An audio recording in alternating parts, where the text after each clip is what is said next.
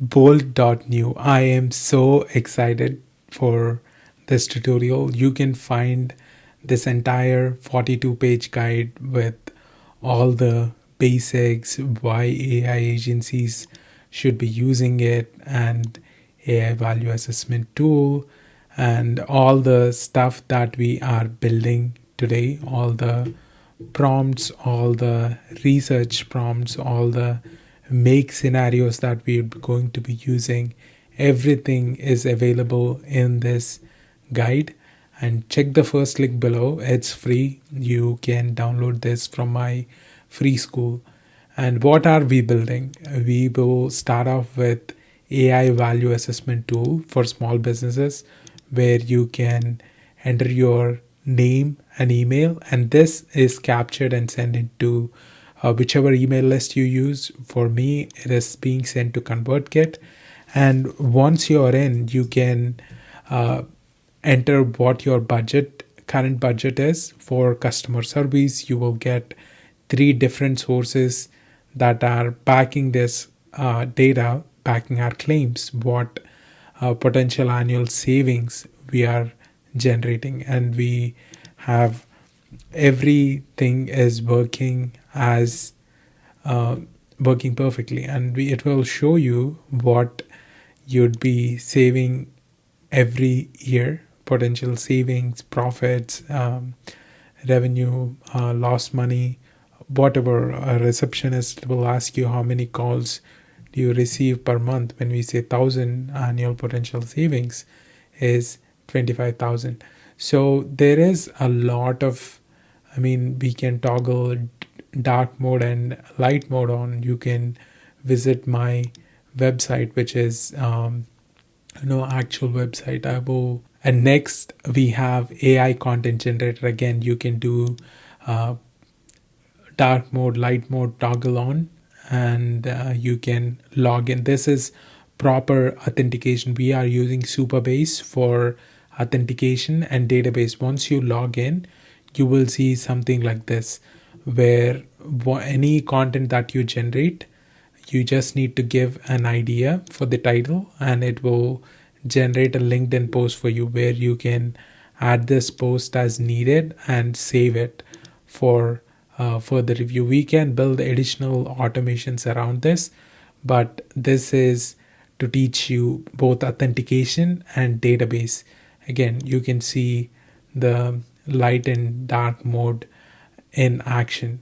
So next up, we have a fact checker article generator that is integrated with make.com and Airtable. So anytime you have a URL that you wanted to generate an article off of, or if you have an idea that you want to generate an article off of, you are generating these really amazing looking articles unpacking Google's 2024 AI updates. And as you can see, the title, the image being generated by Flux image generator. So really high quality and doesn't look like they are AI generated at all. So you can integrate both Airtable and Make and create this beautiful looking front end. And not just that, we talk about a lot of, the automations that are powering these. This is what it's doing, the lead capture, and this is for LinkedIn post generation. And this huge thing here is generating all your images and fact checked articles based on whether you sent a URL or if it's an idea. It changes based on what you chose in the beginning. And not just that, we talk about how to embed and custom style Voiceflow chatbots, for example. And this is what we came up with. Full page covering entire viewport with the chatbot, where we discuss how we can leverage this documentation to VAPI. And I show you how to a better way to deploy your projects, not from directly from Bolt. We, instead of using the deploy button, we do it slightly differently so that we have access to repository so that we can then go in, make minor changes as needed. So all in all, this is a completely, this is a complete tutorial. I am really excited for you. Bolt.new is one of my most favorite tools of 2024. Say that because they have launched 3 weeks ago and I have been using it almost every single day at my AI agency. And it has been a game changer to say the least. You might be wondering, we'll be using tools like Make.com, Airtable, or Vapi, Voiceflow. How does full stack applications fit in? Is one of the questions I get from my community when when I talk about Bolt.new. But so far, in the past 3 weeks, I have worked and delivered 3 projects using Bolt.new, and the feedback that I received is, I mean, it's excellent. They love it because right now we can build custom front ends for our make scenarios. And all of a sudden, my clients who have been using Airtable for most of their projects can now have this beautiful UI that they can interact with. There are buttons they can click. There are fields that they can interact with and see what they have generated. All of this has been really helpful in providing that premium experience. And in this video, I am going to show you how to build the same tools that I have built over these past 3 weeks. And as you can see, this is a really long course, and we will discuss everything from what's new, how AI agencies can leverage this, the basics, the three projects that I've been talking about: AI value assessment tool, content generation AI app, and how I'm integrating this with Make and Airtable, and how to deploy this and host this using your own custom domains, how to create authentication mechanisms for these apps, databases. We will see all of that no code. We even talk about Vapi improvements, Voiceflow improvements, and a lot of tips and tricks where I have spent millions of tokens on learning some of these lessons, where you can learn from, just if you don't watch anything, if you can just watch tips and tricks section, you can take a lot out of this masterclass. So I would suggest, this is a really long course, as you can see, but each section that we are going to discuss will have timestamps. So feel free to refer or go to any section that you are interested in and want to work on. This doesn't have to be step by step. It definitely helps understanding why this is important and the basics of it, but this is more of an art than science. So this is going to be different from my other courses that I did on Voiceflow, Vapi. So I'm planning to share everything that I am using in terms of prompts, the repositories that I deploy, everything. Without further ado, let's get started. First, we will discuss what's new. You can go to their website, you can log in, it's really straightforward. And if you don't want to pay for Bolt subscription fee, you can even locally host it or host it on cloud, because this is an open source project. Bolt.new is open source, and you can find the repo here. If I cover this, it would be too long. I'm sure other people have tutorials on how they're using and deploying Bolt locally. Feel free to refer those. But if you want me to cover that aspect as well in my next video, make sure you comment on that. And you can join their Discord. Also, I'm already a member. The team has been conducting office hours every other week, so they have it's really informative. Any questions that you have, you can get support on Discord, and they're constantly improving. It's only 3 weeks, and they have been doing excellent job. Why should you care? And if you want to take one line from this, I would say idea to prototype or MVP can be completed in hours instead of days. This is what I would take from this section, because I have been in tech for over 15 years, and I know what the process from idea to prototype, idea to MVP looks like. You don't even have to go back to 15 years. You can just 4 years ago in 2020, if you look at the average time, if a simple clickable prototype takes a few days, a basic functional prototype takes 3 to 5 days for minimal features, and initial app prototype or MVP takes 4 to 6 months. That was in 2020, just 4 years ago. But today, with tools like Bolt.new or Cursor, V0, a combination of these, a Claude, we can minimize this into, a simple clickable prototypes within minutes, under 1 hour. A basic functional prototype, 3 to 5 hours. And initial app prototype, 4 to 6 days for a complete working version. And that is what makes this so powerful. I know this because I come from this background. I got my first job as a software developer 12 years ago, and I have been the there were days that I spent on building some of these simple applications that Claude or Bolt is taking minutes as opposed to days.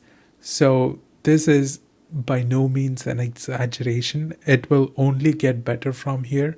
So it's really important, even if you don't have a dev background, it is important to learn this today. And what better way, if you already have an AI agency, start implementing this on top of what you have already built on Make, already built on Airtable. And we will see that in this video. And I would say this is a game changer for AI agencies using no-code tools. It seamlessly integrates with your existing tech stack, enhancing your capabilities and opening up new possibilities. And build an AI SaaS. We can create beautiful AI-powered front ends for your Airtable databases. We show that in content generation AI app and Make.com integration. We do talk about Make integrations in 2 of these tools. I plan to talk about that in AI value assessment tool as well. So allowing for develop custom UIs for Make.com scenarios, allowing for more complex and visually appealing automation workflows. And Zapier augmentation, it can also be Make.com, it can be Airtable. So any tool that you use at your AI agency can be integrated into Bolt, and this seamlessly integrates into your current workflows.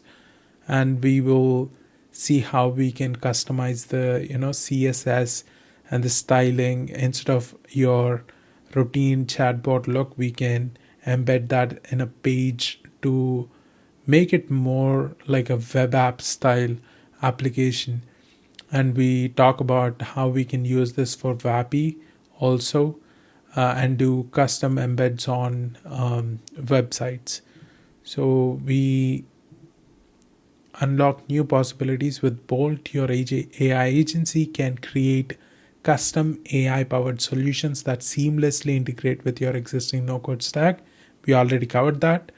And we develop full stack applications without leaving your familiar no code environment. This is huge, guys, because if you want to build a custom front end for your existing workflows, that takes days, if not weeks. And I was able to deliver a client project, a custom front end for a make scenario under 3 hours, and I charged 1,000 over what I usually charge for my make scenarios or some workflow automation. So imagine this: 3 hours of work is equal to 1,000, and I only have to do this once, and I can just fork this and redeploy this over and over, because that is something reusable, which you would see in coming sections. Let's talk about basics of Bolt and AI driven development. So it's all about prompting. You can just use your words. You can prompt, run, edit, and deploy full stack web apps. That's what their website says. And as you can see, you can start with your favorite tech stack, and there are a ton of options here. Let's go back, and you can generate, modify, and optimize code just using prompts. And you can rapidly prototype ideas without extensive coding knowledge. Iterate on designs and functionality with simple prompts. You can tackle complex development tasks more efficiently. And full stack capabilities, and this is, you don't have to download a software. Everything is done on browser, and it's installing all the backend stuff that you need, all the repositories, all the packages, dependencies. It will do that in the backend, in the background. All you have to do is use your words. All you have to do is prompting, and you can do API integrations, third-party service integrations, and the kind of interfaces that you can.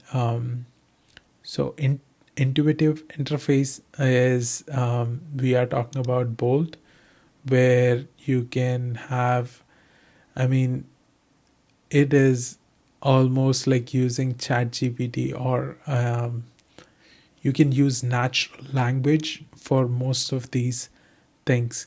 And real-time code preview and editing, anything that you generate will be previewed, so you know what you need to change in the next step. Seamless deployment, all you need to do is click a button and it will be deployed. Although I feel like it's not the right way to do it, but you can indeed deploy it in one click. And it's easy to share prototypes and demos with clients. And there is version control and rollback options as well. When a prompt that you used is not working, or you're not satisfied with the generation, you can go to previous one. So this is mostly the basics, and I'm sure we'll be discussing a lot of things once we start working on these tools.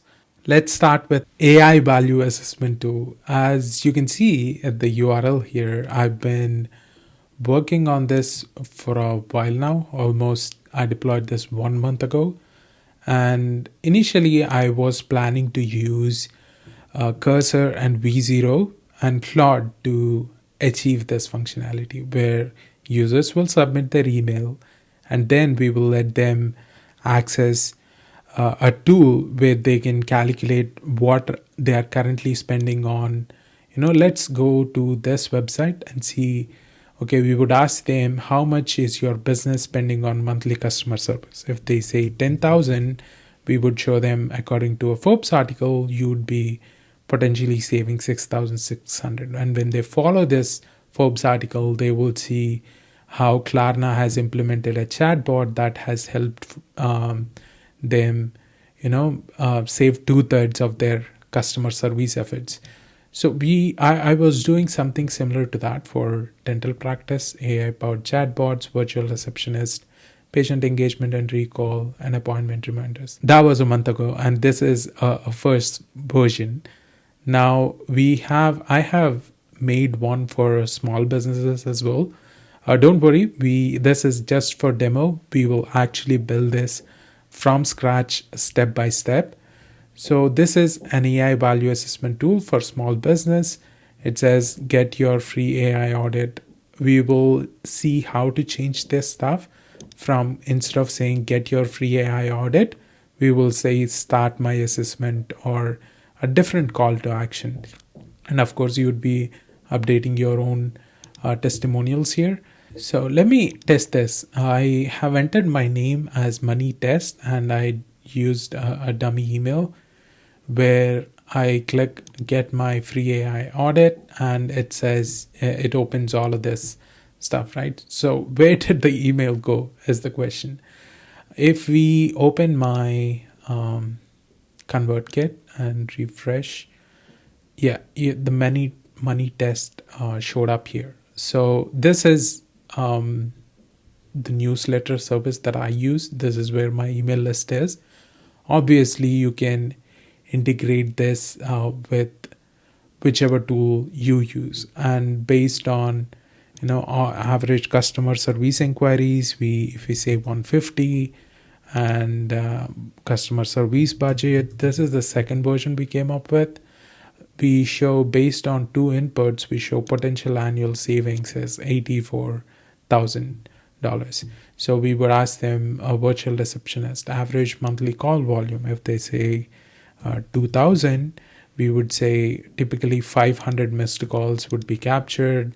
At an average $100 lead value, we would be saving at least 50,000, or we would be, potential monthly revenue gain when they implement a virtual receptionist is huge. So we do that for appointment setter, on one-click onboarding, workflow automation, because this is what we think applies for a general AI agency. So I was covering all of this so that you can just fork the project and use it for yourself if you feel like.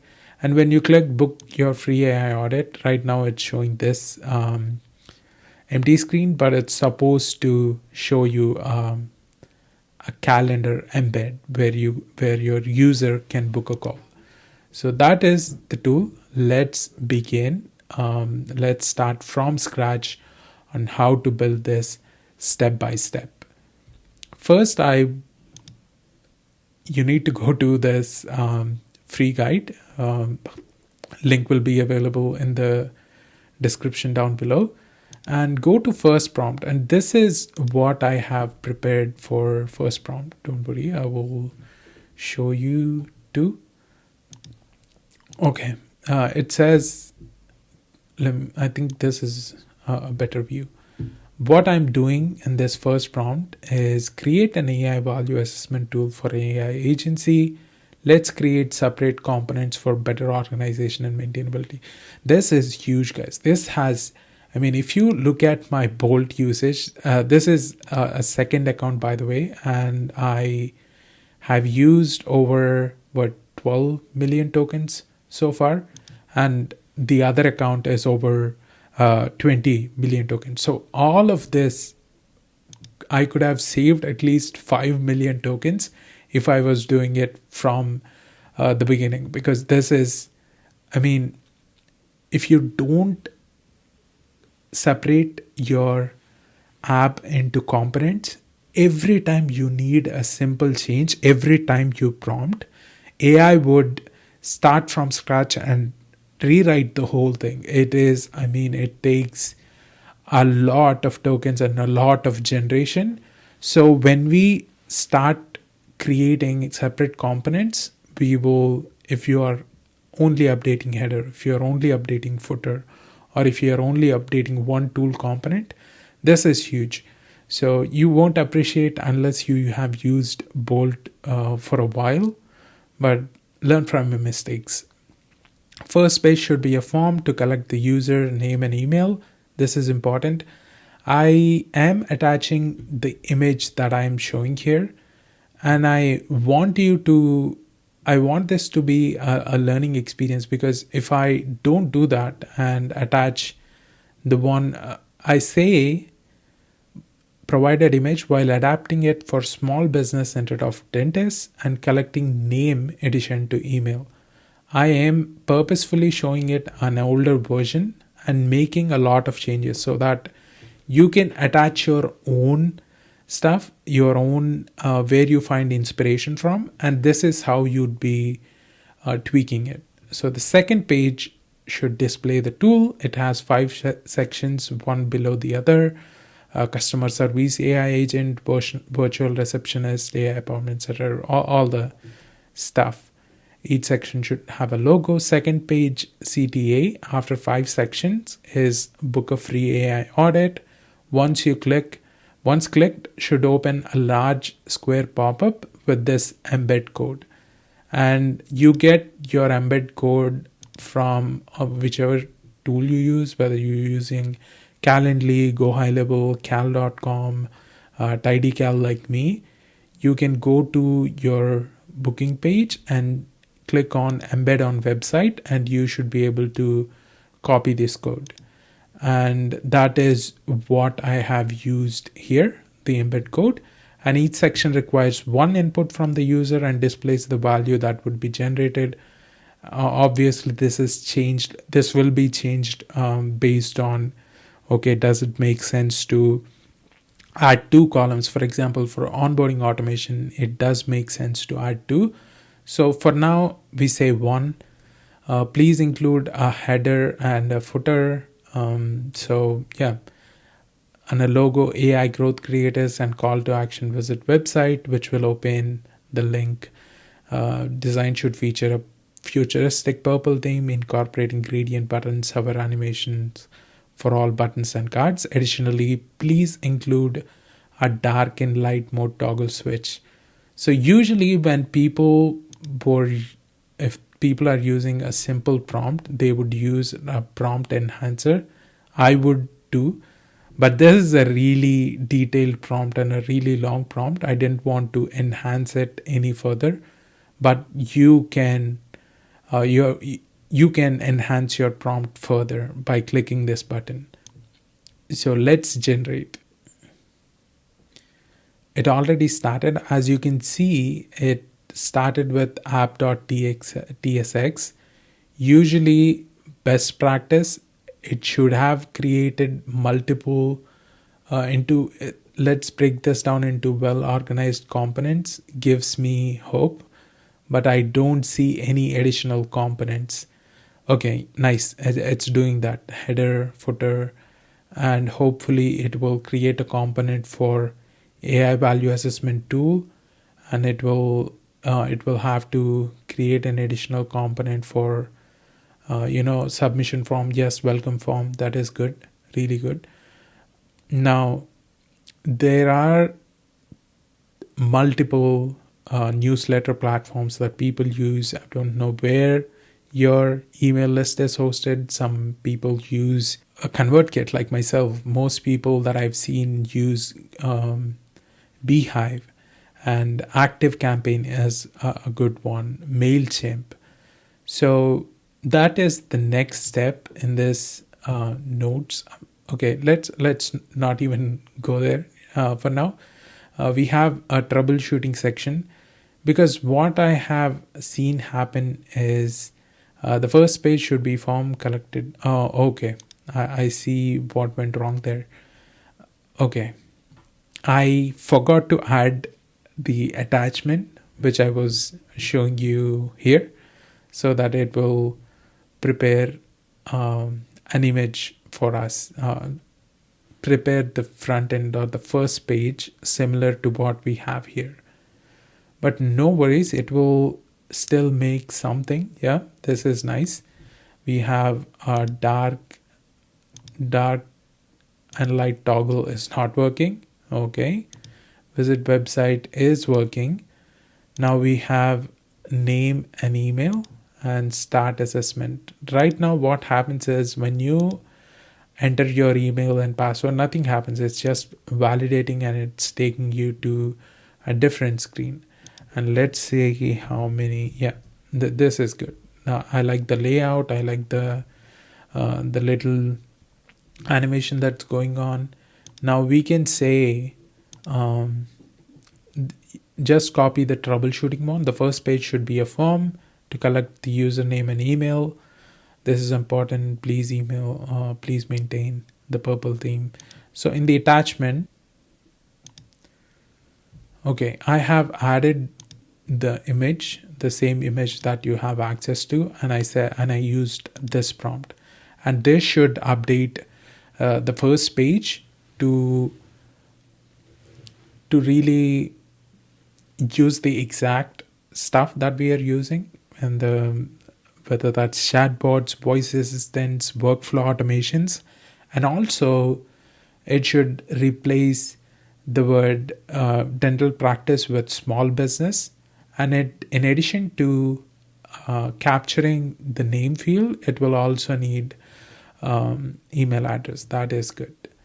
Okay. Yeah, I like this. There is no testimonial section, but I don't worry about it too much. I would now say, so dark light toggle is not working. I will enhance the prompt.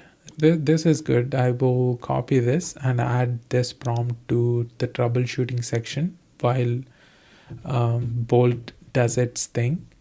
Perfect. And let's go back to Bolt and see what's happening. Nice. It should have fixed it. It did. Very good. I am using my emails. So the next step, this looks really good, right? And what happens when we book an appointment? Nothing is showing up because Bolt has a thing with embeds. It would usually say TidyCal refused to connect or something. Usually it should say that, but I'm not sure why it's not showing, because it might be because it is a pop-up. Since we are doing this inside a browser, we are not actually using our localhost natively. I'm not sure. There is a thing which doesn't allow us to see the book, the embeds before deploying it. We will see that once it's deployed. Okay, you remember how I came up with a lot of stats showing you, okay, when you click, when you enter how many customer inquiries do you handle monthly, when they say 100, we say 5,000. Harvard review, AI can handle up to 80% of routine. So it came up with sources, but we don't know this to be accurate, or AI virtual receptionist can save. When we search this with, even this is a Google search, or if we force Bolt to add sources for these links, it will, I mean, most of this stuff is hallucinations, and you will ruin your reputation if you just go by this. I'm sure you can double check this on tools like Perplexity to make sure it has generated the right stuff. That's the lazy way. I will show you a bit of hard way, but a really good way. I use a tool called Perplexity for research. Not sure if you're familiar with Perplexity, but all of the research that I do for my all of the research that I do for this tool, or any kind of research, I use Perplexity. Okay, I am looking for statistics. So this is the thread that I have used step by step on how to do this. So I will start a new thread and I will show you how you can do, if you do decide to do another industry, a tool for another industry like real estate. We would go to, again, my free course guide, and you can say something like this. I'm looking for statistics on how much businesses can save on a customer support budget by using an AI chatbot. I'd like no more than 3 sources, please. Example, Klarna's chatbot. I will turn on Pro search because that's where you get max results, really good results. So now Perplexity is searching for stats that can help us, and it comes up with business can achieve significant cost reduction. So as you can see, there are a lot of sources. It came up with 6 sources. If I copy all of this to copy all of this to Bolt, it would just be confusing. So there was a lot of back and forth, but I learned to say, please limit the sources to 3. Pick the best 3 sources. Yeah, something like that. Because if we give more than 3, like I said, it would be too confusing for. Now we have this stat here, and you need to use this prompt first before you go forward, because what I was doing initially for the first one is, if you go to AI value assessment tool prompts, I was asking, please update the first two, AI customer service AI agent, ask for customer service budget and output potential savings, calculate and display 70% of savings, and I provided the citations and links. So let's use this and see how it does, right? We already have the stats. It is 3 stats that we have here. And if you look at Perplexity, the 3 sources that it picked were, okay. So Klarna's chatbot implementation, 30% saving monthly cost of chatbots. If we look at the prompt I have, it also revolves around Klarna, 30% annual savings. And there is a one slight difference in this. Companies can reduce their cost per support ticket. So I will share both of the threads that I use in Perplexity, the thread that I'm generating now, the thread I generated when I made this prompt. So that way you can have access to both and see the difference for yourself. In order to save time, I'm not editing these prompts, but this is 80% similar to what Perplexity is generating again. And that is also a thing with AI where nothing really repeats itself. Even if you use the same prompts, the kind of outputs you would be getting at the end of it is really different.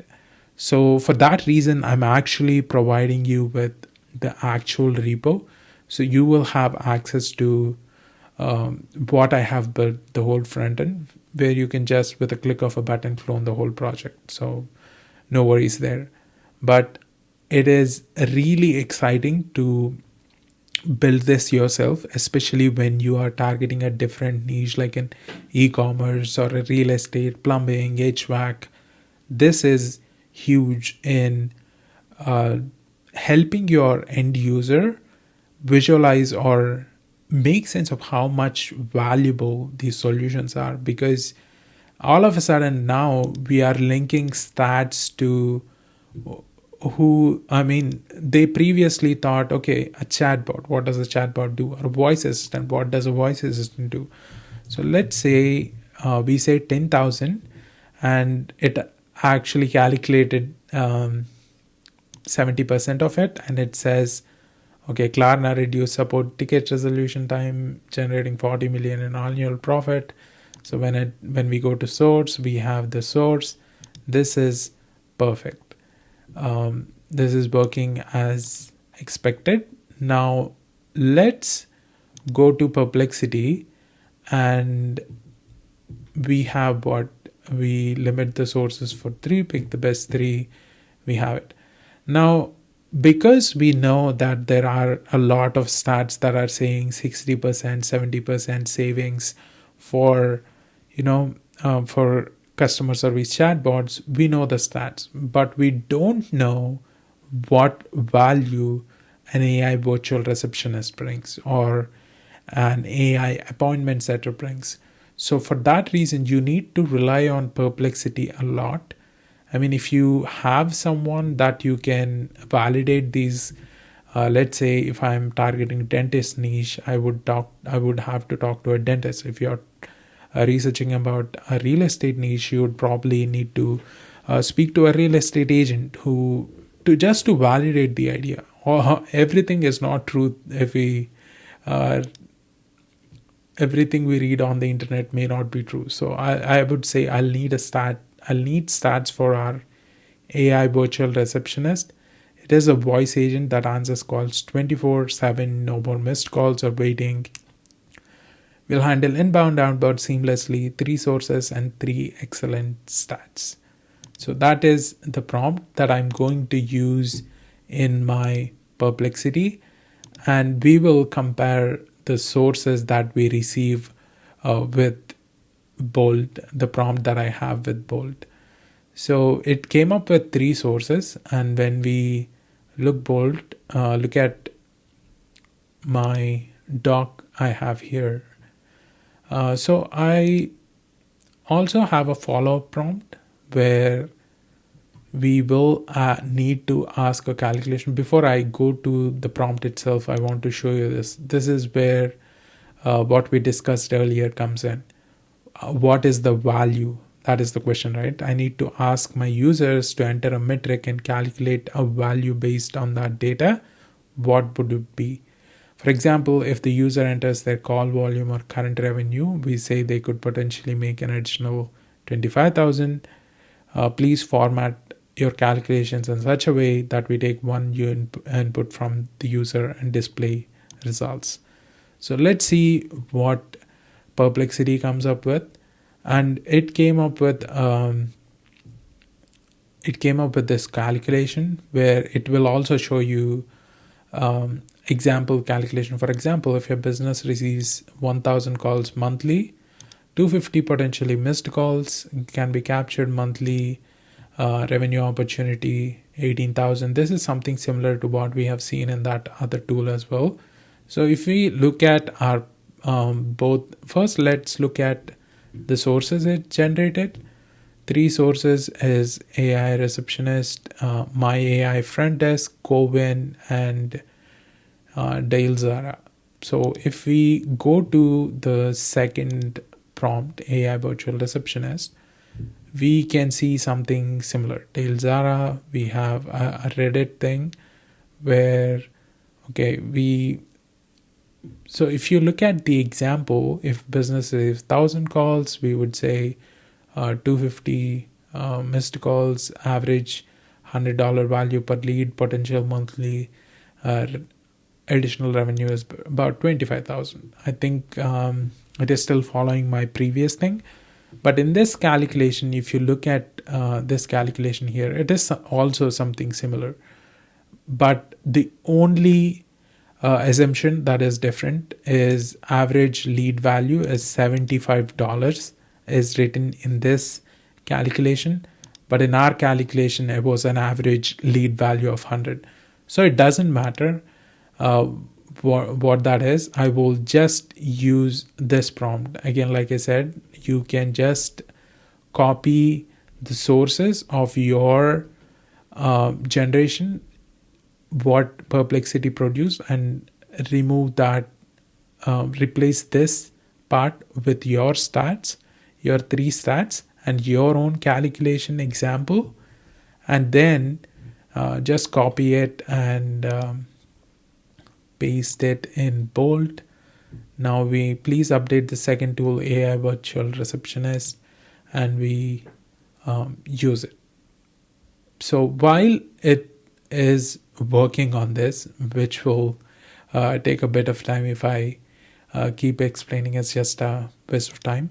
So let's see what is next in terms of the research. So we do something similar for, let's not stop. Let's, right now we have about 2 sections ready for our AI value assessment tool. Now we have 3 more. We have AI appointment setter, we have AI powered workflow automation, and we have one-click onboarding. So I have research prompts for 3 where we will ask them, now that it has done these calculations twice in a row. Okay, it is ready. Now that it has done calculations twice in a row, we can go ahead and use prompting. See, it's exactly 1000 calls, potentially 250 lost, missed calls at $100 average, potential savings 25,000. And while we are doing that, guys, you can see if they say 1000 BR, potential annual savings is going up in real time. So this is really good. And now we do that I want to step by step go through all three first on Perplexity and compare what the results were. And then please find me three sources that highlight the value of an AI appointment setter focused on outbound calls. Our main selling point is our speed to lead. We will contact every lead within 5 minutes of receiving it. Additionally, I would like you to come up with a calculation similar to what we did previously regarding this value proposition. So right now, instead of asking it for three sources and asking it for a calculation, now that it has done this calculation twice, I will just go ahead and prompt, give me three sources and calculation also. So this works surprisingly well because it has, even though in the first iteration it has about 9 sources, it will minimize that and only take stuff from 3. And yeah, we have not just, okay, this is nice. We are still gaining insights from each of these sources. That is good. And if you look at the sources here, image, building media, Callan, service bill, and if we go to our prompt for AI appointment setter, we have a Harvard, a HVAC company, and something else. So it is completely different from what we have gotten. But if we look at what the value is, let's see what value prop it has come up with. Okay, it says monthly speed to the lead value calculator. Where is the example calculation? I don't see an example calculation. So if we use this formula, Bolt will calculate how much value it can be. But like I said, I will share both of these Perplexity threads with you so you can decide which source is better. But for now, I would be using the same, or better yet, let's update this in a way that I like these sources. HVAC, there is a Harvard study that is this is good, guys. Let me just use this instead. But if we like the sources for the next tools, we would definitely update them as well. So we have the prompt, and now while it updates, I will copy the next Perplexity prompt and then go to, we are done with AI appointment setter. Now, can you find sources for, I'm getting lazy as you can see, can you find sources for AI powered workflow automations and provide an example calculation? So easy, straightforward. As you can see, it is still updating assessment tool each time. So this is why I said breaking up into components really helps. And if we did not do that, if we would have been starting everything from the welcome form, we would have been updating header, footer, this theme would be messed up. So it's really important to divide the components, right? So appointment setter, when we say 100, how many leads do you receive per month? Potential annual savings is 17,000, because based on increasing conversion rate from 4% to 21%. How many businesses do you know is reaching out to a customer in the first 5 minutes? If they, at least the businesses that I spoke to, if I asked them how much time you're taking, they would tell me, yeah, 5 hours, 10 hours, 24 hours. Some people with pride, they would say. But it's really important to get to that lead in the first 5 minutes.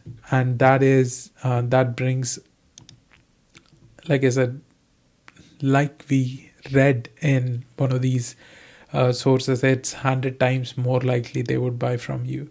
And that is not a small number. Now, can you find sources for AI powered? We already covered that. We are looking at the sources, which is Podium, Pulpstream, Appian. So, what sources did I get? So, when I go to workflow automations, the sources that I got is Pulpstream. I think this was there, but Beeslick and Liebehudge, it is okay. For this example, I don't want to drag this any longer. Just copy the prompt that I had, but it's just a matter of, here are the key three statistics, and I would calculate everything from, all the calculations, all the citations. I would just click on copy here and use, I'll create a calculation focused on, I would say please use this calculation. If you look at the prompt structure, I'm not sure where it went wrong, but the whole structure is messed up. But usually it would give us the three stats first and then go into calculation, simple ROI calculator, and the user prompt is current monthly hours spent on manual, all of this stuff, right? So it is really detailed. That's why I really wanted to include the prompts that I used step by step, so that you can replicate this as much as possible. So let's see how it is updated. While we wait for that, I will go ahead and do the last one, which is one-click onboarding. One-click onboarding, the prompt itself is, now we have one-click onboarding, which utilizes automation to reduce onboarding time by 90%. Please gather sources and statistics to support this claim. Additionally, provide calculations of potential gains based on 2 user inputs. I wanted to add 2 for this. Number of new clients added each month and salary of the person responsible for onboarding. So that would clearly show them the value, right? So we need to first do this in Perplexity. As always, this is the final one. Yay. We have, as usual, over 12 sources, but they're 3 best ones now. We have, okay, so we have these calculations, and I got something similar too. I just want to compare these stats one last time. If you go to one-click onboarding, if we go to citations, okay, so this is where it gets interesting. I had 5 sources, but like I said, lazy by the end of it, and I was using it as is. But I'm sure the sources that I have in there will be covered. At least 3 or 2 should be overlapped. So let's test Bolt one last time for one-click onboarding. 5. Oh, okay. So one click onboarding is not something we updated. How many hours per month do you spend on manual workflows? Let's say my staff spends 50. Annual savings is this. Nice.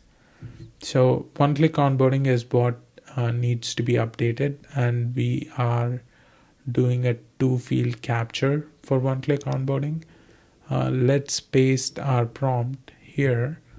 Let's see what happens when we have 5 sources. This is good. This is coming up to a really good version that I can use in my actual workflows. So we did a really good job of segmenting everything. And yeah, let's see. We don't have anything in here anymore. We already got everything we need. I will share this publicly shareable. Copy link. I will paste this link in my Perplexity thread, so you will have access to my research, my first research, and my okay, this is from the previous one. I was using the exact prompts, but still AI, it's not really super consistent. Okay, we have Bolt should be done now. We have this, get my free AI audit, and we ask them how many clients you onboard monthly. Let's say 20, and it's already generating this. Okay. If we say monthly salary is 5,000, potential annual savings is 135. That is good. I don't really like how it's showing 1.999, but it is a simple fix, and let's not worry about that too much right now. What about Toggle? Toggle is working good. AI growth creators, we have our logo, and when we book our free AI audit, there is a pop-up. I will make sure everything is working correctly. 7,000 virtual receptionist. How many calls monthly? 100, 2,500. Good. How many leads do you receive per month? Yeah, I just want to make sure if it's this something is super unrealistic, because if it is, I built one value assessment tool first, where I was not really going back and checking whether everything is working correctly. But by the time I deployed it, AI appointment setter is showing some crazy $1 million $1 million savings. So it was so weird. So always double check. Now we have to fix a couple of things. I really like this layout, but I was doing something different in my previous deployments. When we go to this, as you can see, one below the other, but I like the view of, the nothing shows when it's empty. It only shows the sources when it's something is there, and we have the source links, and we have book free AI audit. This is good. Let's leave it at that.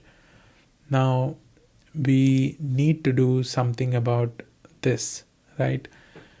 You have seen me integrate this with ConvertKit. Some people use Go High. Some people use, of course, Go High Level. Some people use Beehive. Some people use Active Campaign, Mailchimp. So when I looked at, all you need is, I will provide the links in the. So I think that is the next step. I have links here as well to integrate email capture. For email capture, I have added links for Beehive, ActiveCampaign, and ConvertKit. When you go to Beehive, you can see create a subscription. There is an endpoint. You need your API key. Obviously, you will just copy this code and ask Bolt to say something along the lines of, okay, this is how you um, do a post request for creating a subscription on Beehive. Please take the name and email and send it to this. So it would usually name and email, I believe, is required string. So it's really easy and straightforward. All you need to do is copy this code, and the headers are there. It will figure it out, and it will ask you for an API key. So that is for Beehive. There is something similar for ActiveCampaign as well. Create a contact, and this is what I am using, ConvertKit. The problem with ConvertKit is app developer platform is in beta, and V3 is our legacy, which is deprecated, and V4 is only available to developer in our closed beta. So there was no way for me to use these API keys and try to do what we are doing right now. So I went ahead and used make.com to achieve that, and I will show you how. So let's head on over to make.com, and in make.com you will let me sign in. If you don't have an account, sign up. If you do, you just go to your account and you will go to scenarios. Obviously I need to turn off my old one to create a new one. Create new scenario, and we will start with webhook, custom webhook. I will add a webhook, and I would say Bolt email webhook. Save, copy address to clipboard. So right now it's doing its thing. It's running, trying to determine the data structure. So we go to our make and we replace this webhook URL with our webhook, webhook that you copied, and the form with name and email fields should send the data to a webhook URL.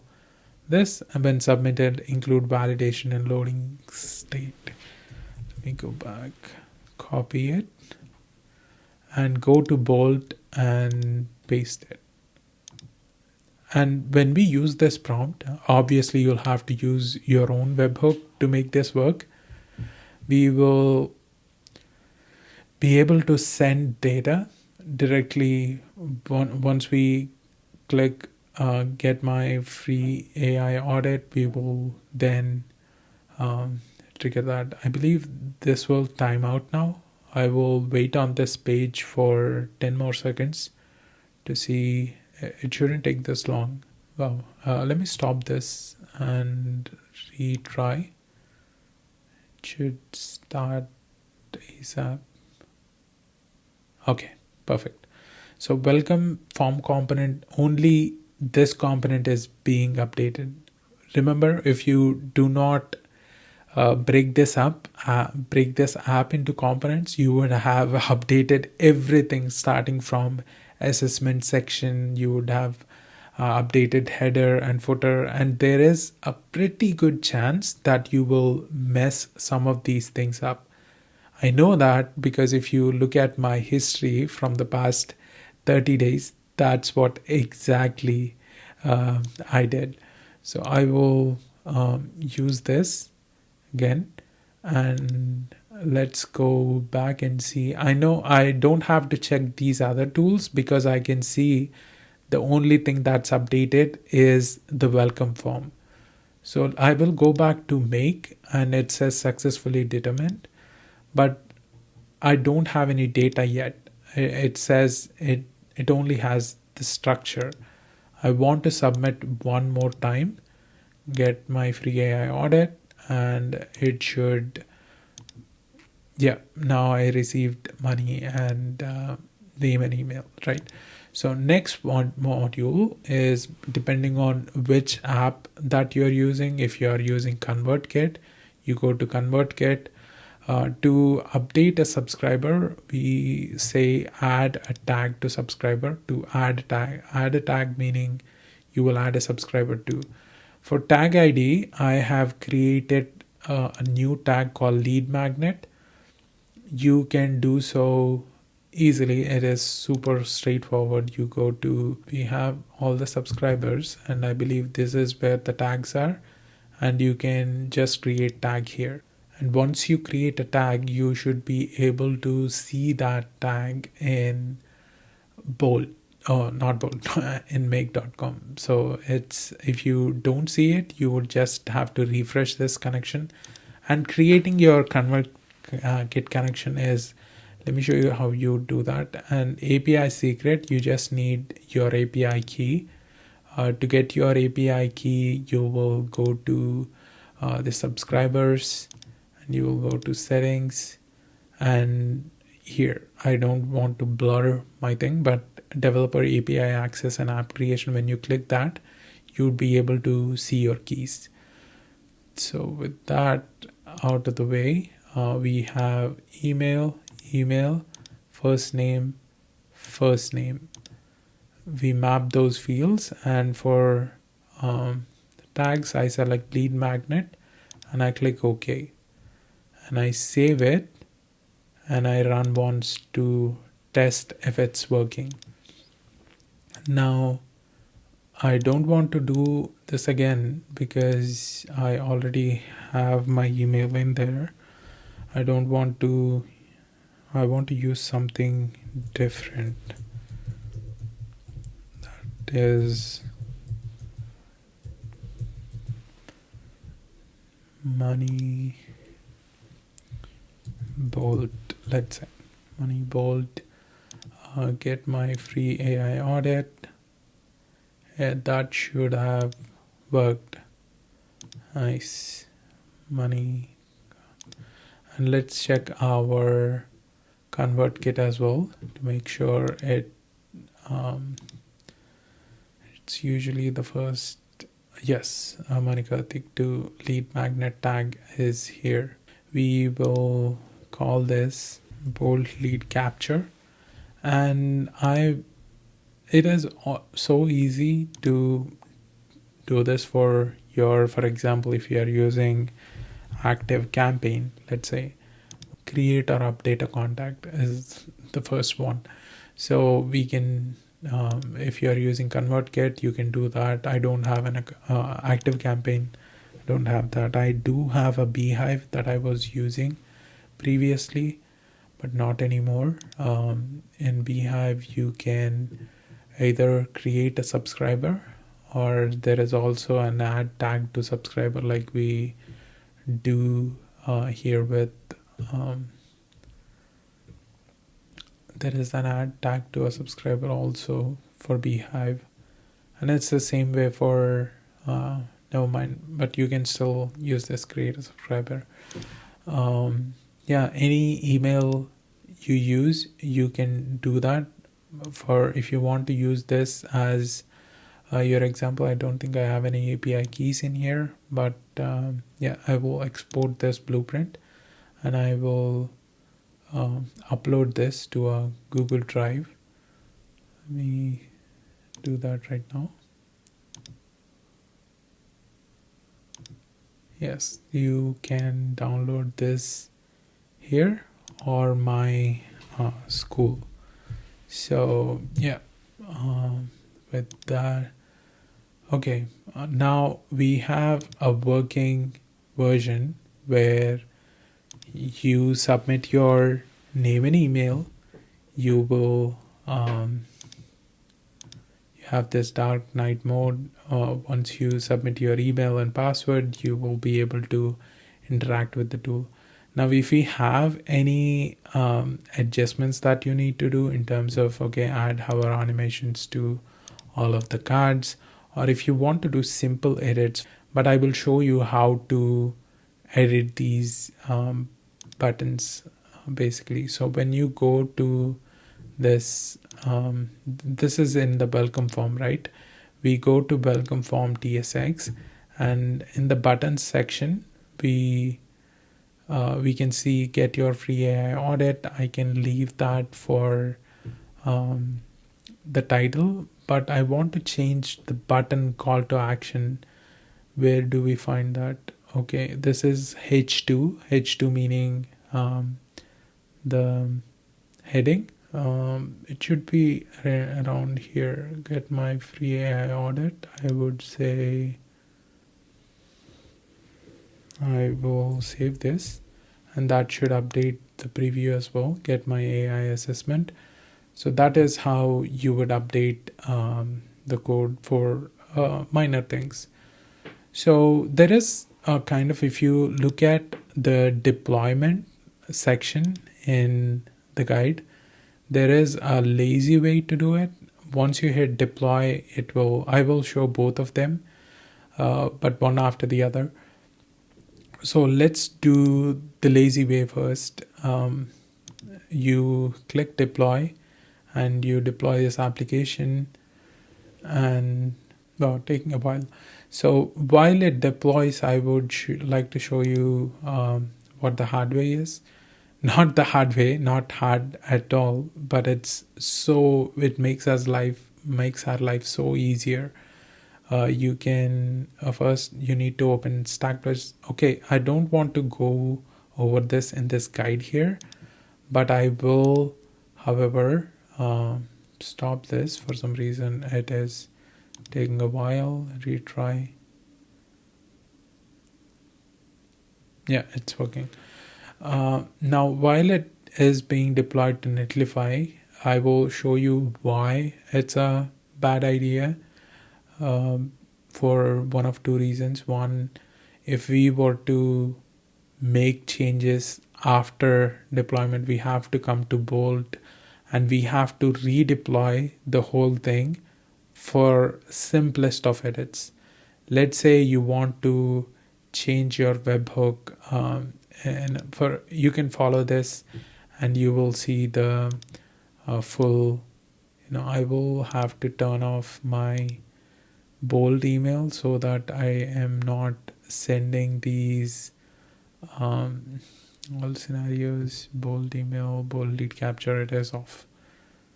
So we go here, get assessment, and it is opening. Dark light toggle is working. So when we click book free AI audit, it is not working. And there is a claim URL also. When you click on this claim URL, you will there will be a pop-up, add projects to Netlify dashboard. I will do that, and this is what we got, right? So when there is no way to enable visual editor meaning if you want to edit something, edit something that is a minor text or something. If visual editor lets you edit content right inside the site preview and syncs the content to your content source. So this is a really good feature to have. And if you look at the site details, it doesn't have any repository.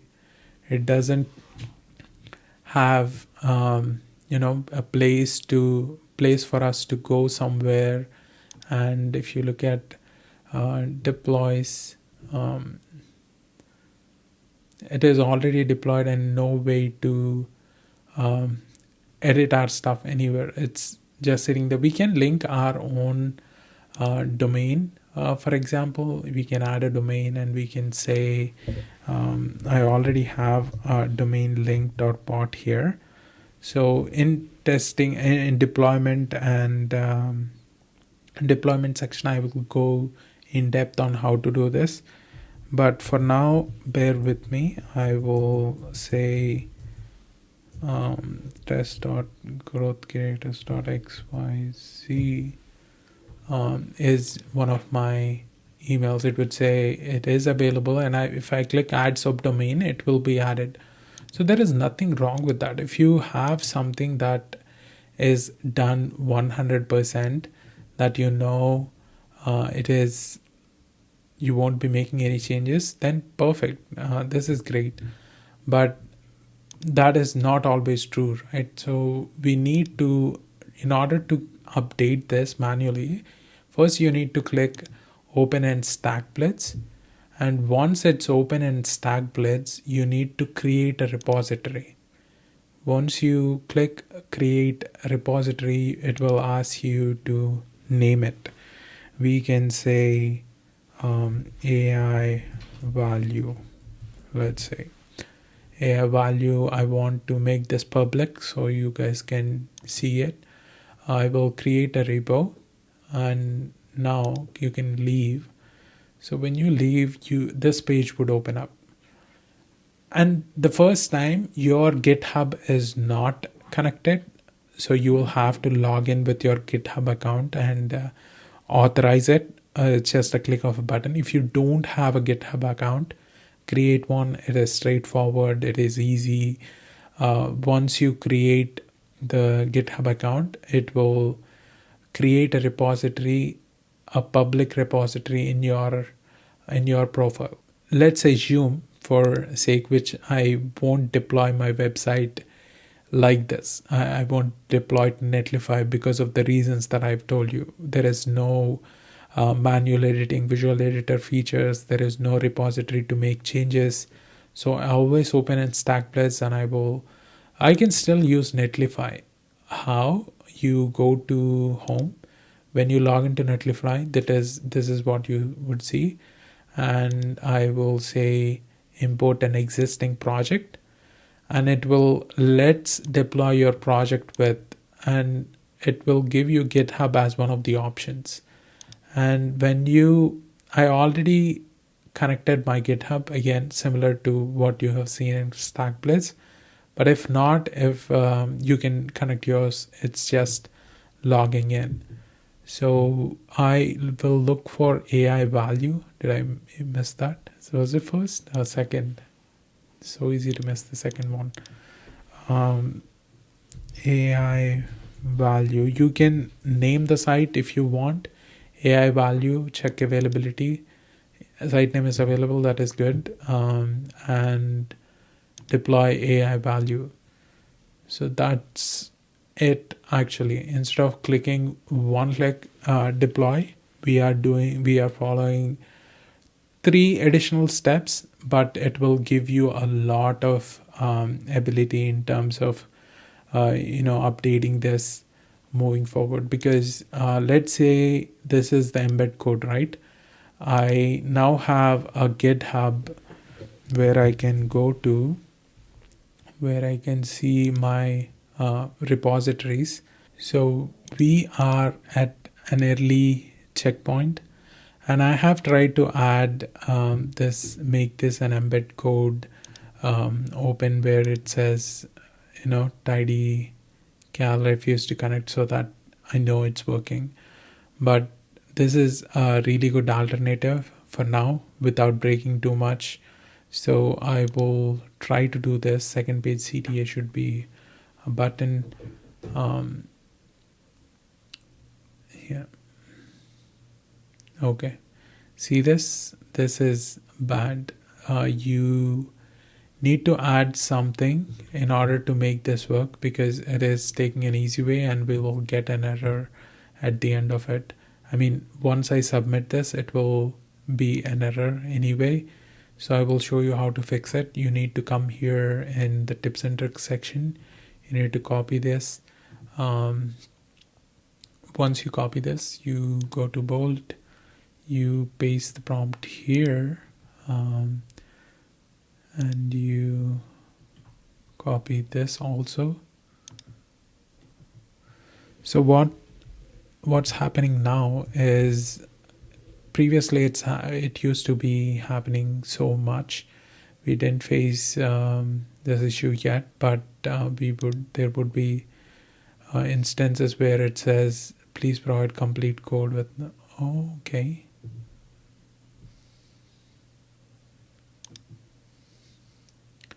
Yeah, you will see what I mean. When I click this, there are 4 problems, right? So I would first copy this guy here. I will roll back to checkpoint, and once I'm back I will use this please respond with whole code. I don't want any placeholders. So hopefully it doesn't say all the code remains same, sections remain same, so that way we'll get we absolutely need to get to that second page, fix it, and get this over with. Already it's been too long for the first section. We still have 3 more to discuss. I believe 2 more to discuss. Okay, what is happening? Okay, we can go ahead and delete the previews. Since I've already shown you how to deploy this, I will provide you with the updated GitHub repo in the doc itself. So once we make sure that it's working, we will stop this tutorial and everything else is the same. Yeah, book the growth console. It is being redirected to another page. That is a good workaround for now. So you click deploy or you open in StackBliz, you know the drill. So that concludes the AI value assessment tool. AI content generation app. This is more LinkedIn focused. We will generate, we will take 3 to 4 word input or idea from the user and we will generate a LinkedIn post.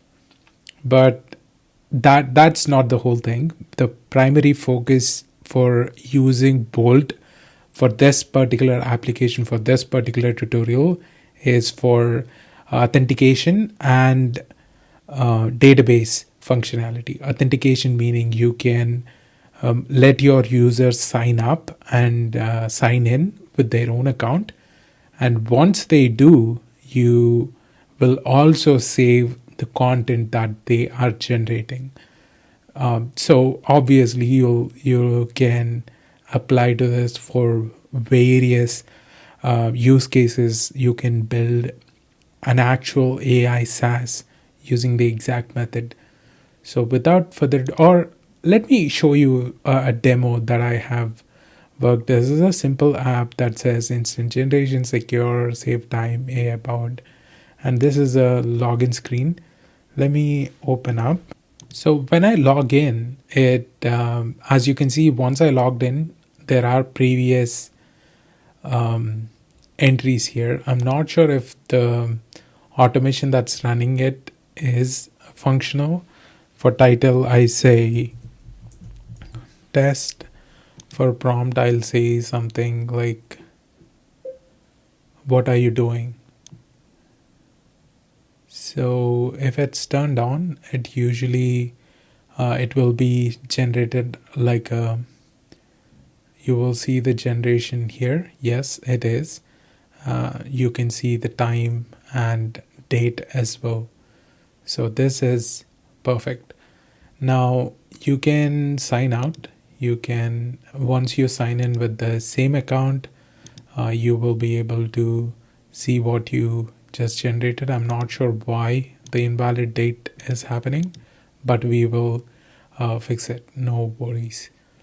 So that is basically it. There are 2 components and there's multiple components, I'm sure, but we are authentication and content history, content list. So this, to build this, there were a lot of problems, errors that needed to be fixed. So the prompts that we have is really important. Now, there are two ways to achieve this functionality. One is through, when I hear content generation, I see a lot of people that, create, use, for example, use the API, OpenAI API, Claude API, Perplexity API for their content generation purposes, or even OpenRouter, where you have access to a ton of models. I don't really like that because for some reason I always liked a combination of AIs. For example, we enter an idea and Perplexity then use its internet access to create a framework, create an outline, create some research analysis, and then we send that info to Claude. Now, in addition to what these large language models are trained on, the data that it has, if we supplement that with the existing relevant fact checked info that we find from Perplexity, the combination is definitely better than what either of them can create individually.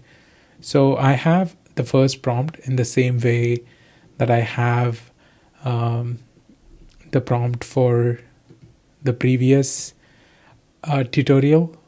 I will explain that in it is nothing special. Create a full stack AI content generation application that integrates Supabase for authentication and database management. The application should include the following features. We have authentication, sign up, login, AI powered content generation via webhook. This is what I said.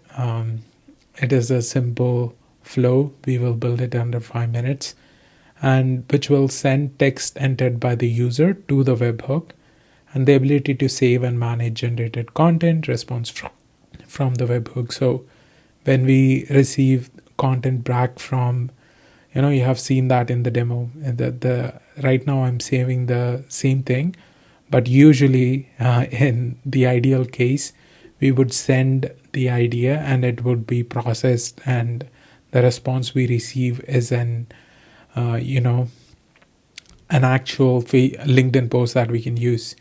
Basic content editing capabilities, this is not included, by the way. Please use React, Supabase, Make for implementation, ensure proper error handling. For better organization, create separate components. Like I said, this is really important in my opinion. And your design should include hover animations, all of the fun stuff. So let's go to Bolt and see. Okay, I want to change the webhook. So to change the webhook, let's go to make.com. I think I was using this webhook to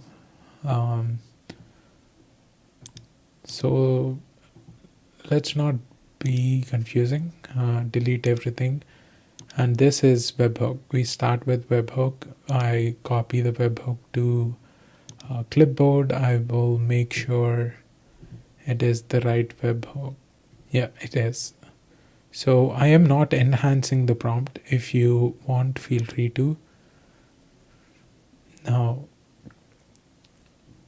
it started creating our application, and I'm sure it will, once our dependencies are installed, we are creating multiple components for authentication. We are so this is important. In previous application, we got something that is relatively a good starting point.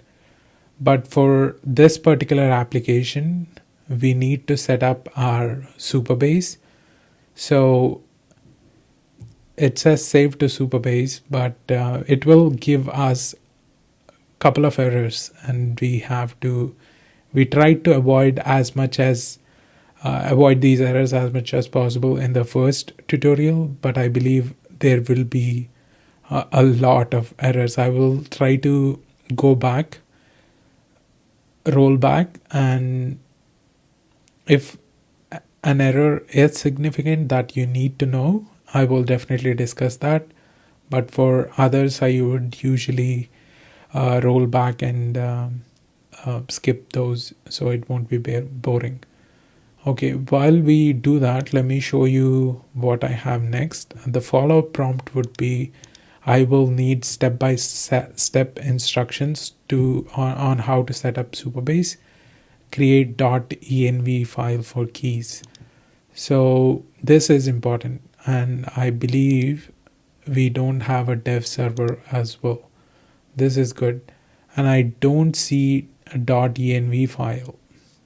So what I would do now is, if you look at replace the Supabase configuration in src library supabase.ts, it has given me where I should paste my Supabase URL and Supabase key, and it has already given me step by step. So, and it also said you need in a new table and Supabase contents with the following columns. Okay, so I would need additional help with this. So I will say I will update this. I will create a new. Let's go to Supabase, and I will create a new project under my. It's so easy to sign up. I think I signed up with GitHub, but you should be able to do it with anything. Your email, I mean, AI content, let's say. Database password, secure password, let's say new item, West is fine, create new project. So AI content is the new project that will be created, and once it's created, it will have the project URL. You need to copy this and come back to Bolt and update it here, paste, and we will also need one more thing, which is anon and public key. I will be deleting this once the tutorial is done, but make sure you don't share your project details with anyone. So we saved it. So I said something like, I have updated supabase.ts file, and I'll need step-by-step instructions to set up SQL tables. But I enhanced the prompt, as you can see, and let's see what happens. I'll help you. So as you can see, it's not really updating any code because it understands that we need additional help. So we log into your Supabase. Oh, it is indeed updating some code. Not everything, I believe. Hopefully, not everything. So log on to Supabase dashboard, go to SQL editor, create contents table with proper relationship to RSL. So yeah, I will copy that, and let's go to Supabase and go to SQL editor, paste and run content tables with row level security. You should see a success, no rows returned. One thing that these steps missed, because I didn't ask for step-by-step instruction, is in the authentication there is one simple thing you need to check. In the providers, email should be enabled, good, but when there is secure email change and confirm email, when it's turned on, it is causing some issues for me. I don't know why, and I will figure it out, but for the time being I decided to turn them off. But you can also include login with Facebook, login with Google, Discord or something if you do use it for your community, or your client uses for it for their community. So we have the database, we have I believe, everything that we need. Let's make sure if we missed anything. Your database have contents. Okay. Yeah. So I want to see if we have, if this is not changed. So that's good. And I believe there is no dev server. Run dev server. Like I said, it is a pretty good chances that we will face errors in our first try, because we are trying to work with three different components essentially. This is really good first. So let's sign up. Let's sign up with the account. Sign up. Wow, we went in. Let's see in Supabase whether we go to authentication. Nice. Money at growthcreators.ai, Friday, November 1st, 1839. So it's working, and is we just created this authentication. So now we can log in with this um, email and password. So next step is fixing or figuring out whether this is working. We have one dashboard here, one module here with webhooks trying to receive info. So I would say this is a test. So unexpected token A accepted is not valid JSON.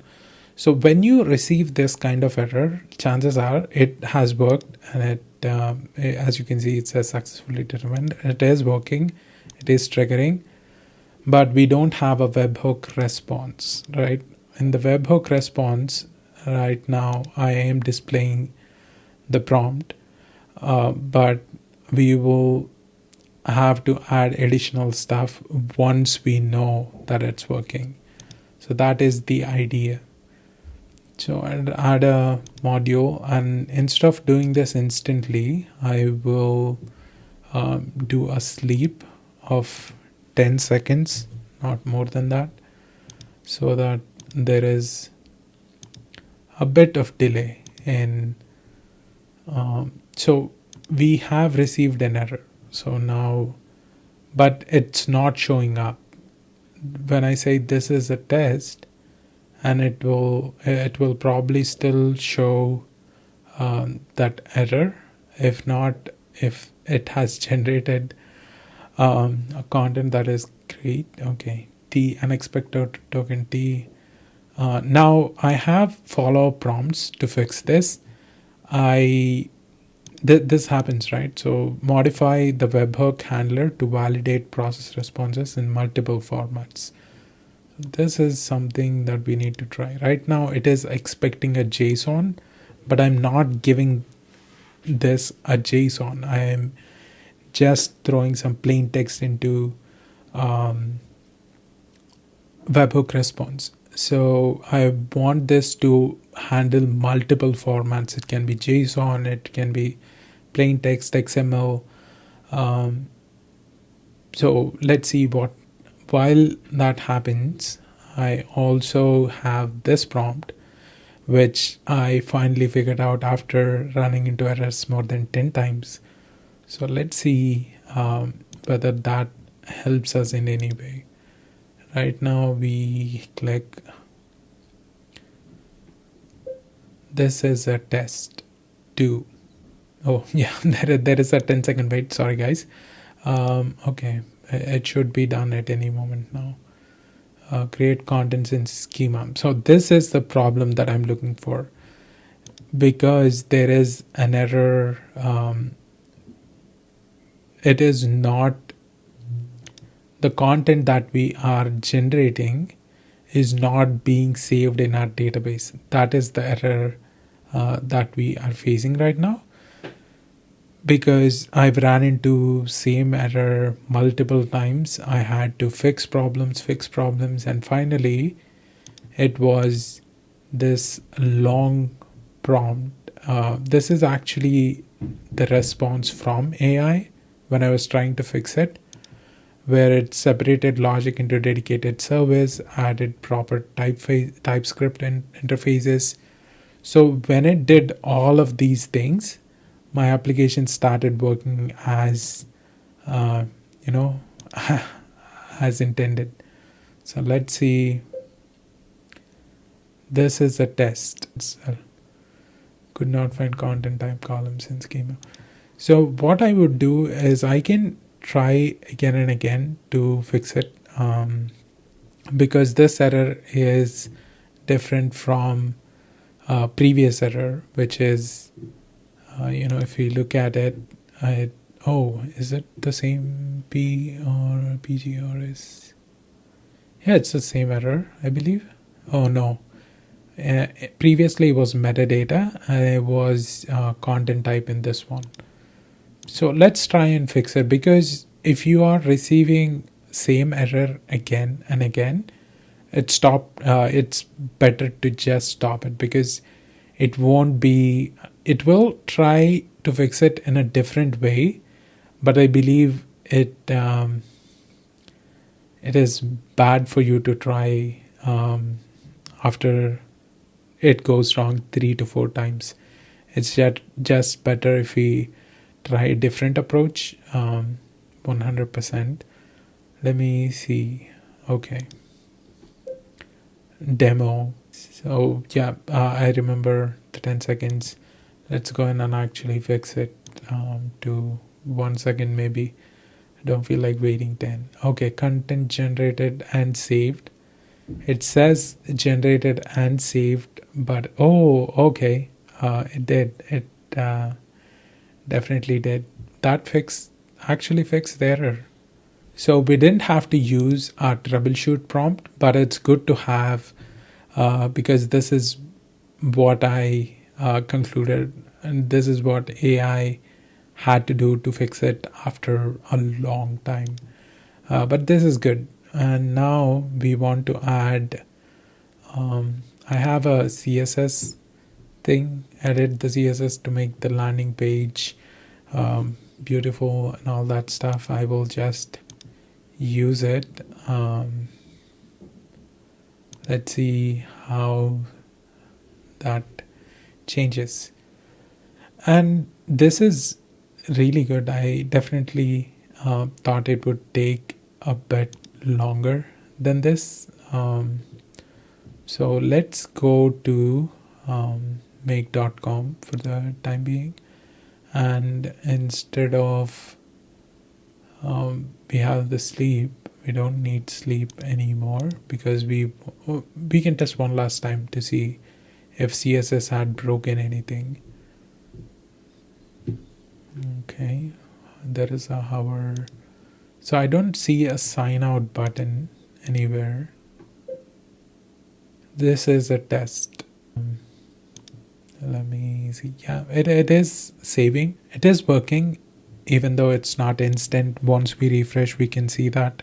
So I'm also adding this new prompt. Please add a header with sign out button and include section titles to improve dashboards organization and navigation.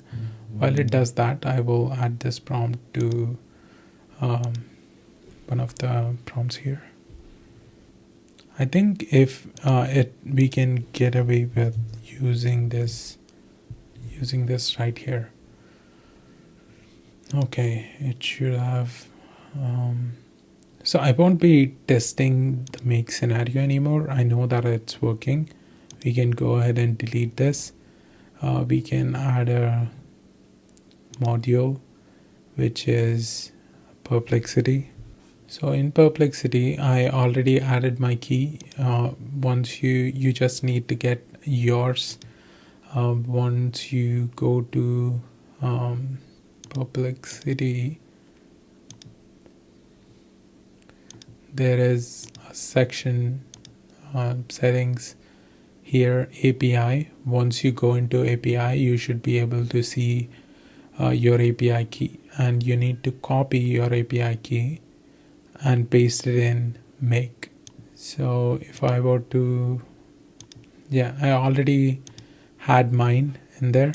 So this model seems to be having some issues. I will use llama 3.170b instruct for content. Let's say role user. For content, I would say I have an outline prompt somewhere. Let me see if I can find it. So I found the prompt. This is a prompt as a LinkedIn content strategist. I don't want to go into it. It's just generating outline and research. It is generating trends, research analysis based on the idea that we are giving it. So insert topic here. For topic, I am adding my prompt.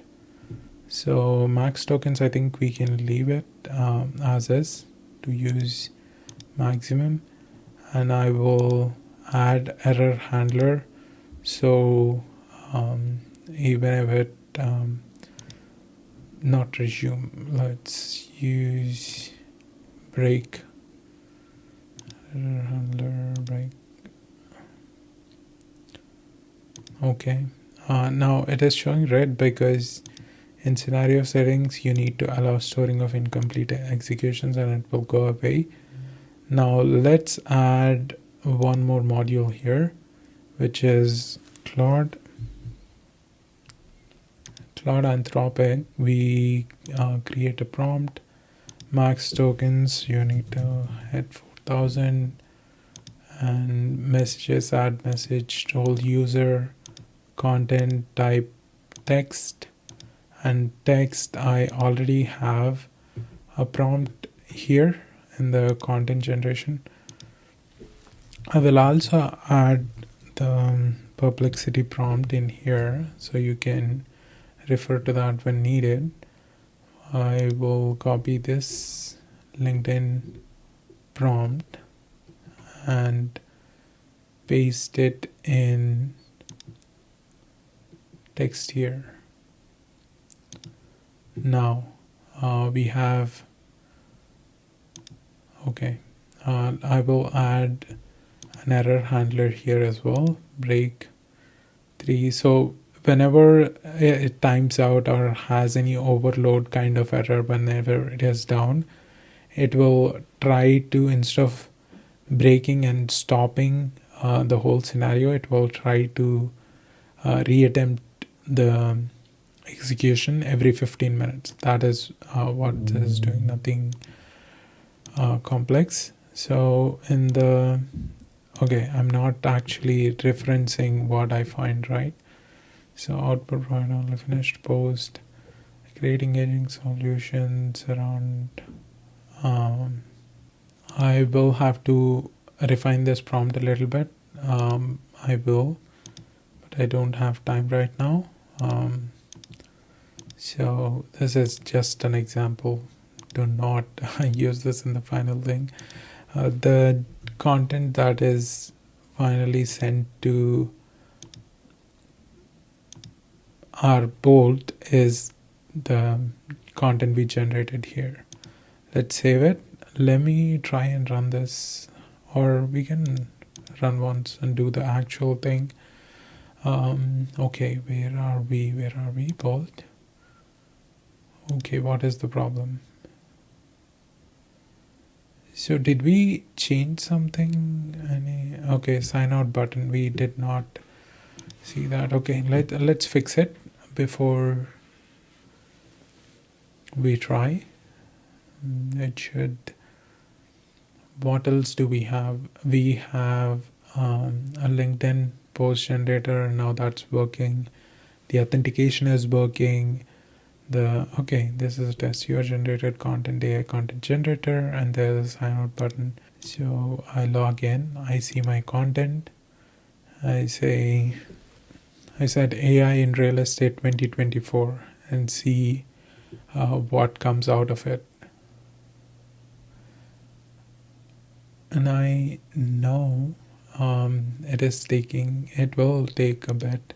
So yeah, it is running. The scenario is running. It is successful. And Claude takes a bit and it is back. So it should have said run successfully. Okay, did you know AI chatbots key benefits in customer service, improving handle update? Yeah, the formatting can be much better. Instead of saying link, and again, the prompt is not ideal, but yes, let's see what we can do in terms of the formatting. So the input that it's getting is okay. It is actually formatted right, but for some reason when it's showing up in Supabase, it is not displaying correctly. But you get the idea. Yeah, it is a good first working version for an MVP. I will improve this in the actual repo that I share. But for the time being, we will move on because we have a lot of stuff to cover for sure. Okay, LinkedIn. Yeah, and okay, what else do we need to fix in this?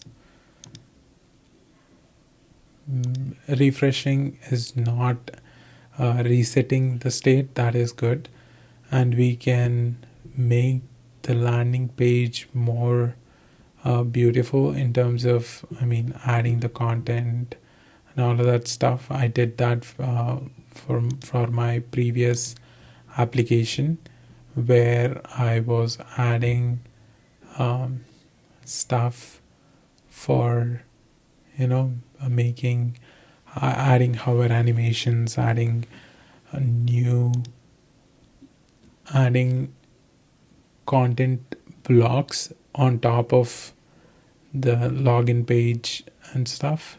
You can make this more visually appealing. There is no end to that. I mean, you can. Okay, I think I opened the same one again.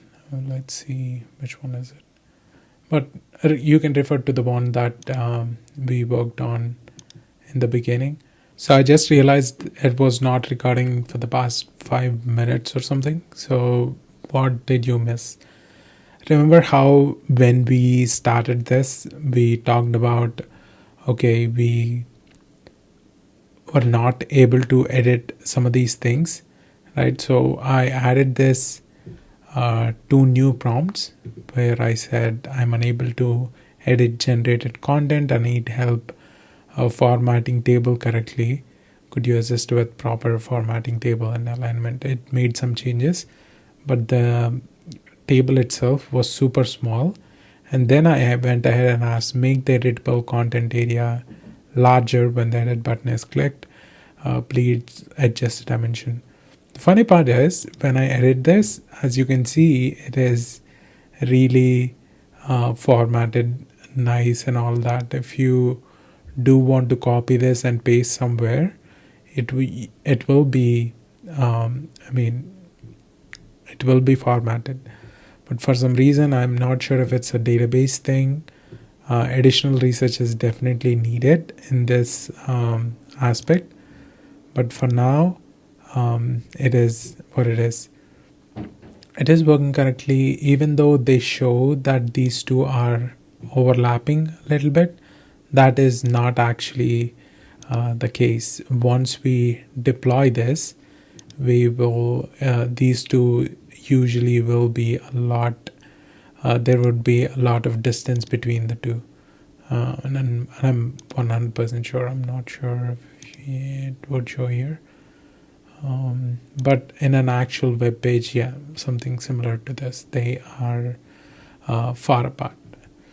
So that concludes. I think I updated all the prompts as well. The two new prompts that I used, and that concludes the content generation AI app. That we obviously I will update all the links that we discussed of the make scenarios, and you can all download that within the same doc. So that concludes content generation AI app. Next, we have Make Airtable integration.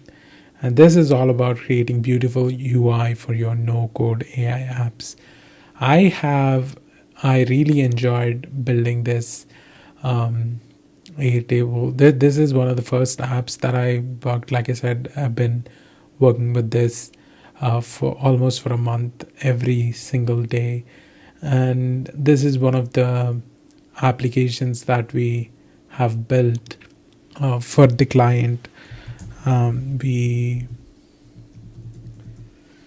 were previously the client was using Airtable and Make for most of the front end, but we have built this where they can go to the website, talk to Voldy, and we even included a Voiceflow chatbot in here.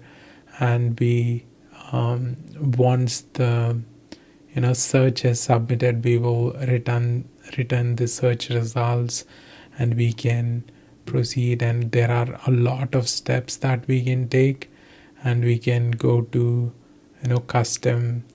um, custom software applications where we built a lot of additional stuff for this.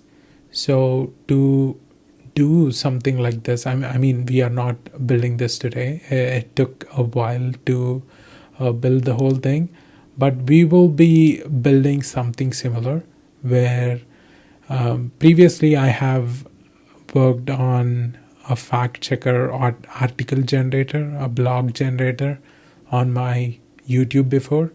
So I want to, that is built using Make an Airtable. I want to create a front end for an application like that. So I have this section with me. As you can see, there is an Airtable generator. When you click this link, you would be able to copy this copy this Airtable. I won't be doing that. But what we are planning to do here is when you go to Airtable, you just need to hit copy base, and it will be copied over to your base. So I have created this Bolt article generator Airtable where we need to now create. Imagine this: my client used to go every day in here, enter an idea or URL, and based on what he enters at a set time, we would run this to a Perplexity module to do initial research, then ChatGPT takes a go at it, then Llama, then Claude, then my clients. So you're not supposed to see that my client's account, and then there is a best version. And the best version is really picking the best from these three, best aspects from these three. And we were using Claude for this. And this flow, as you can see, is okay, but the experience itself, I mean, there is no authentication, there is no website he can go to, there is a lot of button clicking, there is a lot of actions that can be avoided, should be avoided. So to do that, I came up with a solution where you can go to interfaces, and this is the interface that I already created. If you don't have this is an interface that I already created. You can create one if you don't have it, but since we already saved this and created this, it should be okay. But let me if you have an interface, which you will have with the template, you need to share this, share publicly, and share selected page publicly, read only, and enable public sharing.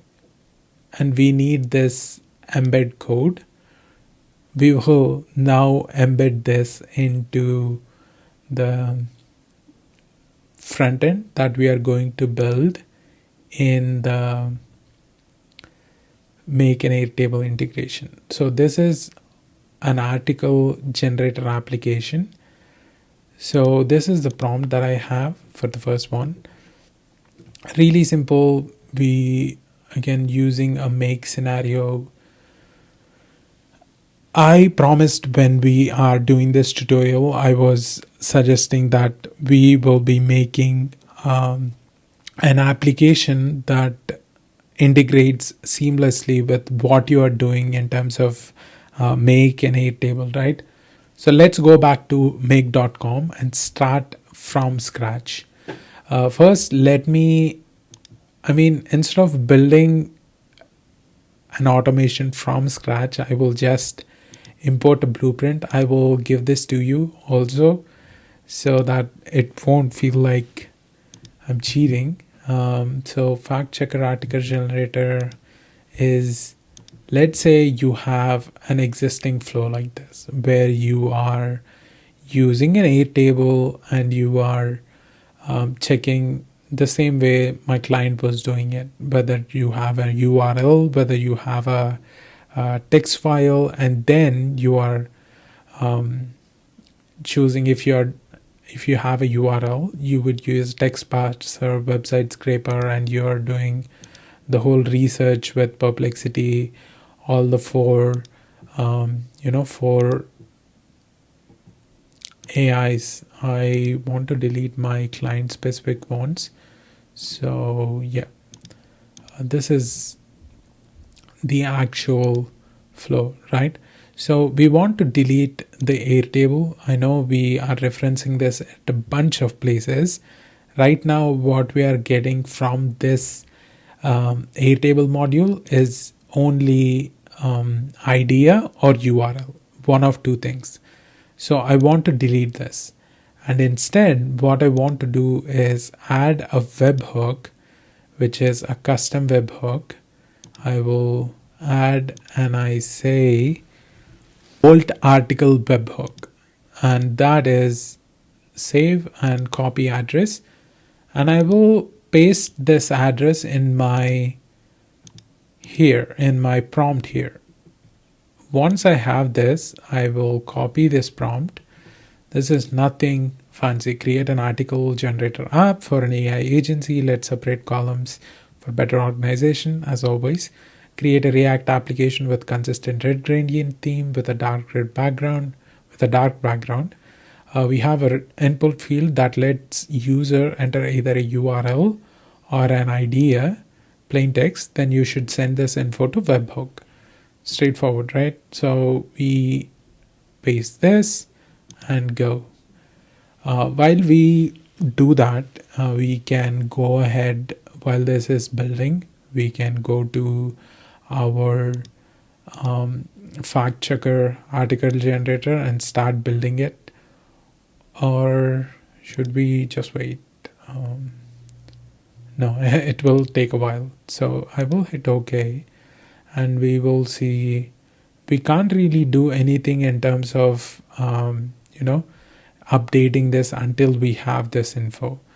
So while I wait for that info, I will connect my API key. It is super straightforward. You just need to, when you click add, it will ask for your API key and OpenAI account API keys. Once you click it, you will be taken to that page anyway. So I'm not going to do that because I already did. So I will add money's key and it is still missing. I don't have to change anything in here. Just the model is, this model is good enough for now. The red is because we have deleted the Airtable, which is giving it the URL. So it's not happy at all. So I will update everything with, I think it's better if we wait till we work on the initial Bolt. Wow, nice. This is amazing, guys. Transform ideas into articles, leverage the power of AI to generate high quality articles, URLs, or creative ideas, fast, efficient, and tailored to your needs. I mean, this is amazing. Okay, I want to add nothing fancy. Let's do a test. I will run this module only. Account doesn't exist. Yeah, I know, but let me disconnect this so it won't bother me and it won't um, stop me for running this. Generate. I think it has sent it. Yeah, we have received test, and if you look at the type, it is idea, right? Now we have. It is good that it is, you know, differentiating between these two. I will run this module only now, and I will give it a URL. There is a URL in. Let's use our. This is a public URL. I believe this won't be an issue. Let's say generate. Does it? Yeah, URL. So type. There are two types: idea and URL. So now let's connect this. What filter is that? We don't need this anymore because we are not triggering this manually. Now the status is checking whether URL exists. This is the right label but for wrong condition. We need to select type, and it says equal to case insensitive URL. You can go case sensitive, but I like to use case insensitive because I have okay, yeah, this happens when we have type equal to case insensitive idea. Okay, so each time we are either sending out URL or an idea. So this we are capturing the input, and now we have the input as well. Where is that input? Yes. Okay, and I don't believe we have to. Okay, let me. This is also easy, guys, straightforward if you select OAuth, but if you want you can click connection type. OAuth is the easiest one. You can save, you can just log in, and it would work.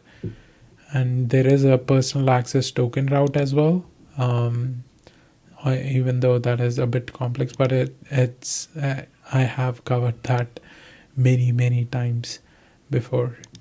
Okay, record ID, we are instead of, oh okay, yeah, before we do that, we need to add one more. I want to do something as a placeholder, so for the time being we have to add one one module here, and this module is an Airtable module. We are creating a record.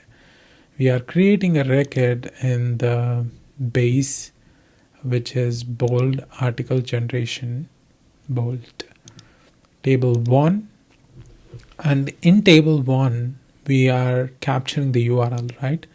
We need that input URL, and no status. We don't have to be concerned about status at this point. We just have to make sure not other automation shouldn't be triggering this, so that's important. Okay, this is what we need to do. A new record is being created every time this is run. So in the same way, we'll have to create add a module, which is Airtable. I could have just copied it, but I'm creating it again so that, okay, bolt table 1, and we capture idea text input instead of URL, and we don't have to worry about anything else. Main points guy, we will give So we delete the idea here and add the new idea. Okay. Okay. What seems to be the problem here? Okay. Idea is nice. Now we have to connect the ones that doesn't have any red is they're not using URL or idea. That's good, but it still needs to be connected with.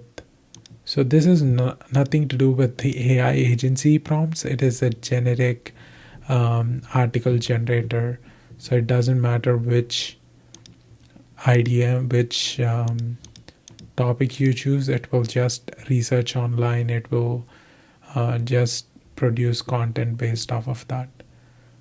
Okay, now I think we have covered everything in the top row. That should model said to be instruct code connection. Okay, yeah, now it's important that we select the right table, which is Bolt article generation.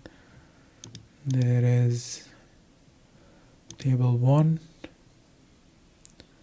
and record ID is the record ID that has been created, the first one, and we have the either idea or URL, and then for status we are changing it to done, and for ChatGPT we have ChatGPT.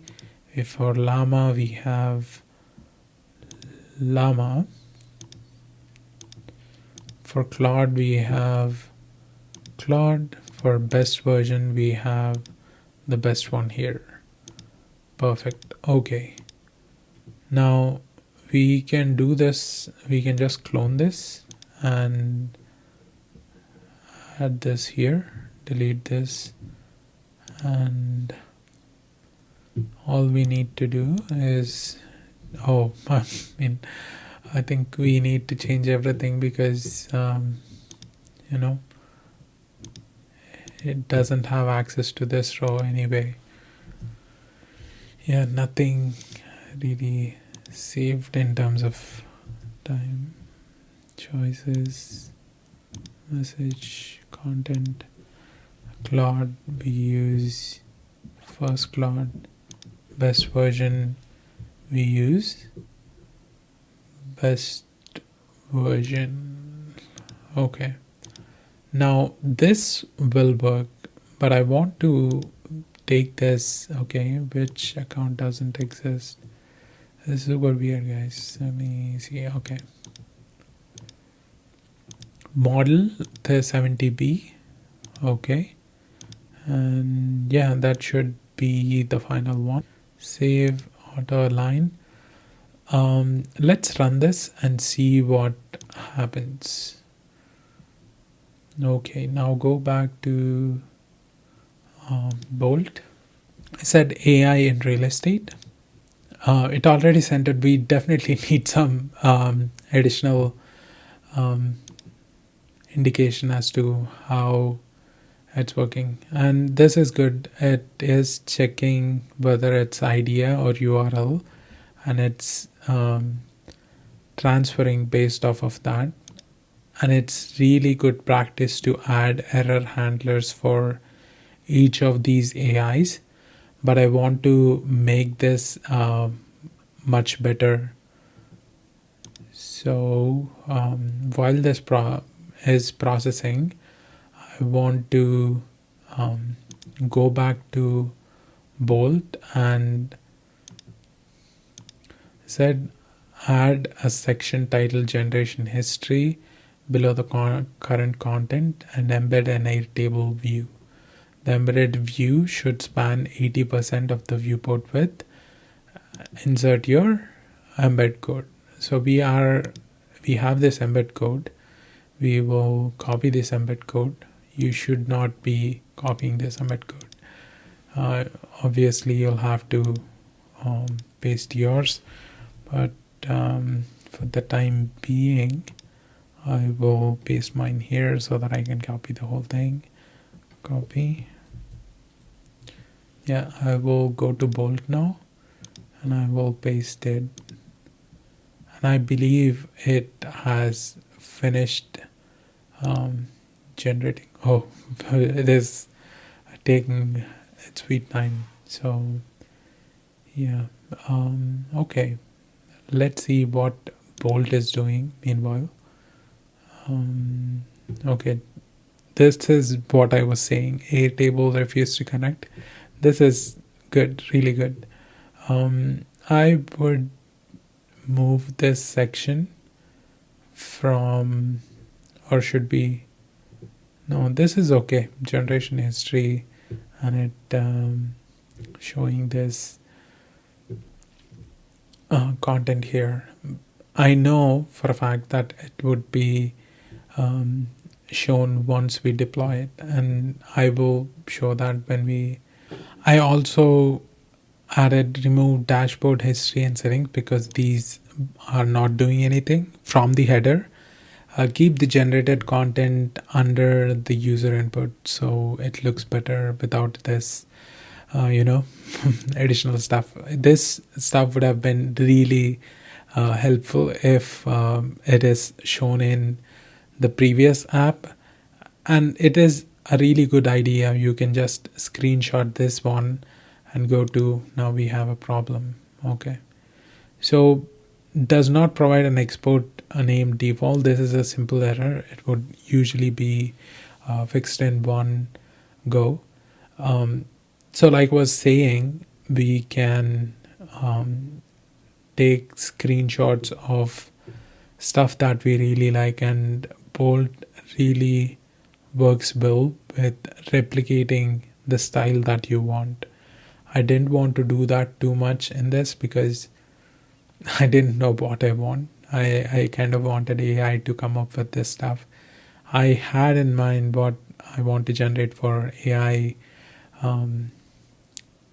Nice. Okay. Yeah. Instant generation, continuous learning, smart processing. For this time, let's use a URL instead.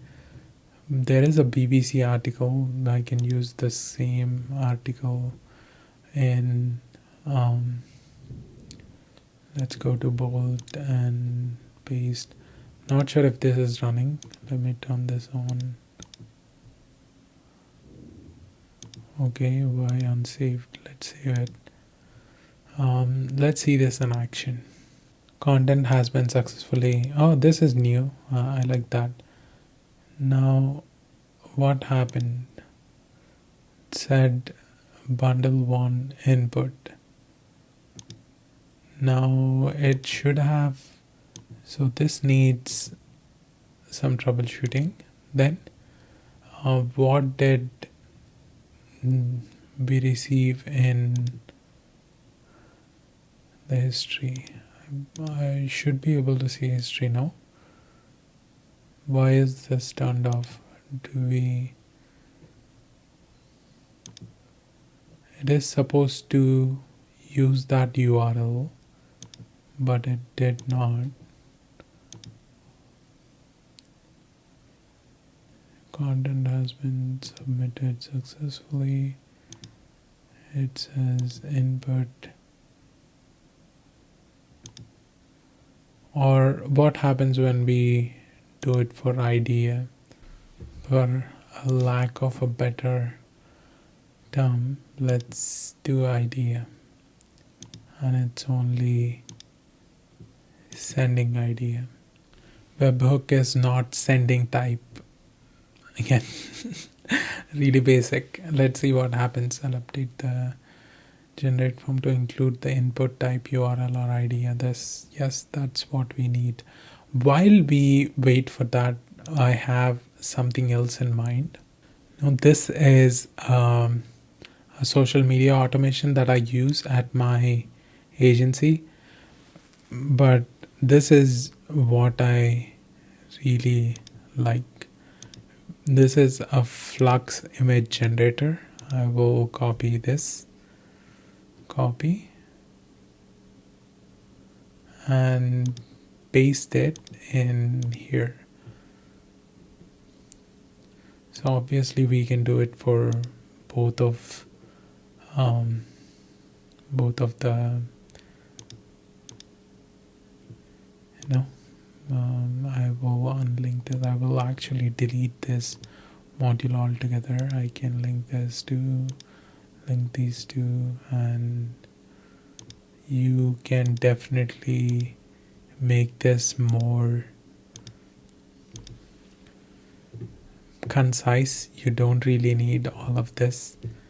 um, okay, this is the prompt. You don't have to know the prompt too much. We are using replicate based on the best best article that is generated.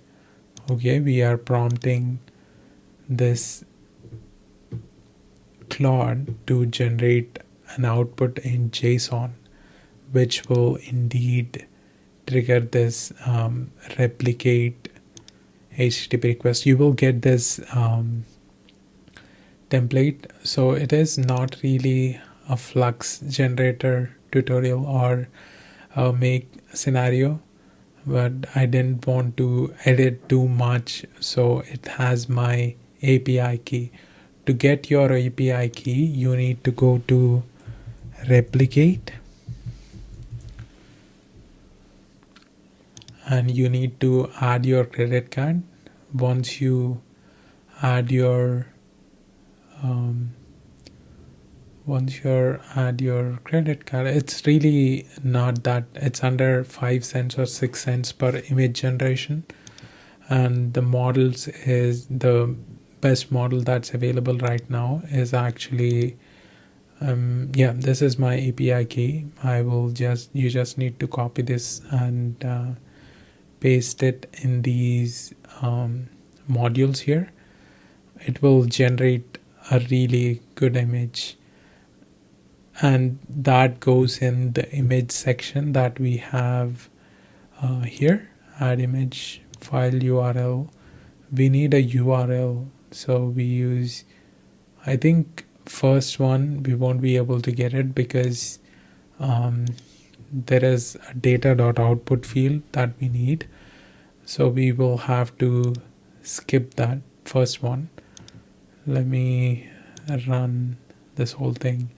Let's see if Bolt fixed. Okay, this is nice. There is a URL, there is an idea.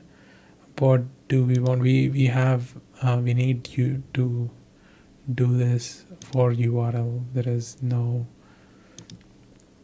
So I have this BBC article. I will paste it and I hit generate. It says generated content. Let's see if it triggered the yes. It is sending type. If not, it wouldn't have triggered the whole thing. But once we now we are scraping the whole thing, scraping the web page. We are checking the facts. We are checking the checker. So we are essentially doing fact checking twice. Now we have a Claude then given access to all of this 3 data, and it goes to the same prompt as being used by Claude, GPT, and Llama, and the final Claude is what generates the actual article. And based on this actual article, we are generating a flux image. So what this essentially does is we should kind of hope that it's working, because when you look at the interface, the BBC article, so this is what it would be shown up as. On desktop it would show like this, and on mobile it will show like this. So you will have a really good image and your idea and the generation, and when you want to look into it, you can scroll down, you can copy this or use it anywhere you want. You have Llama, you have all the OpenAI generated stuff, and there is a best version also. So we have deleted a field, it is showing. So I might have to share this again, but for the time being it should be enough. Let's see. Error operation failed with an error. That's so weird. Okay. I don't have my API key listed. That is, I was hoping I would send this. I was hoping I don't have to edit this. That's why I haven't. I thought I had it in there. Okay. Now I don't want to run the whole thing again. Let me see. I will do this step manually. I will take this JSON request, and I will run this module only, and I paste this okay. I think I pasted the API key again. Cancel. I will need to copy the output one last time. The text output, copy. So run this module only. Okay. And it is 201. 201 is a success. So if we go to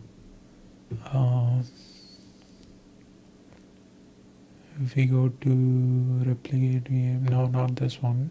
In the output, in the headers, I believe in the. Why does it 10 though? In the data, we need in the output. Where is output? Why is output empty? That's so weird. URLs, I believe. Get. So this is the URL that we need. I am not sure I would get the whole thing from here. Let's go back to replicate to see if our account is actually generating something. I think this has something to do with affordable housing. Yeah, it is already done. Okay, professional news anchor sitting with short, neatly styled hair. This is amazing, guys. This is really nice. So I will just download this and upload this to the actual Airtable. So we know that for this idea, for this URL, we have a new image, this image, which would probably be shown in the interface. And for Bolt, the issue still persists, right? I mean, when I say issue still exists, is it is now generating an image, and it is okay. It still wouldn't display it because we will have to run this again. Let me save it. Let me run once, and in the URL, let's use an AI article. AI news. News we announced in October. I will copy this guy here and go to URL, paste, generate. Awesome. And we will refresh it, and we will see whether this is running. It is running, but I don't want to wait till it gets here. By the time it gets there, I will want to deploy this because I know this will work. So I will open in Stackbliss, my usual route, because I am planning to share this repository with you. So it is article Bolt, create a repo, the same steps as before. I skipped the last one, but I looks like I have to do this one by the time it's done. Okay, this is repo. This repo has been created. Wait, did it? I still see stack blitz. Okay, let's go to Netlify instead. That should beyond a doubt show us when we add a new site, import existing project, GitHub, and it's authorized. We have article bold just now. AI article dot netlify. Yeah, deploy AI article gen. So if we go back to fact checker, it is still running. So you shouldn't be using this unless you are really know what you're doing and you are completely okay with prompts. And the thing with replicate, guys, is they will only stay for 1 hour. I mean, in the account. If you save it, then great. If you save it to Airtable, that is great too. But if you are not saving it anywhere, they would just expire. It would say data has been removed. So it's really important whether to save it on Airtable or manually downloading this. Lucky for us, we are doing it automatically. And this is a sleep module for, I'm not sure if it's 60 seconds, 180 seconds or something. The reason we have a sleep module is, where is it? The reason we have a sleep module is, you see how it's still running, and total duration is usually under 30 seconds each time, 18 seconds. But just to be sure, I've added all that time. So, okay, futuristic classroom with students using holographic displays. This is good, really good. So we can download this, or not even download. I wanted to have this file where this output, this is what we need. This is what I was looking for earlier, where we needed some stuff, right, to get it done. Okay, it is done. And the image, to capture the image, what we need, file URL, we need to add this output here. This is the URL that we need, output. So yeah, that should do it. If you want to use this same one here, feel free to do so, but this tutorial is already too long. I want to see what's happening with my Netlify. You can set up a custom domain, or I want to just use this guy here to see how we nice.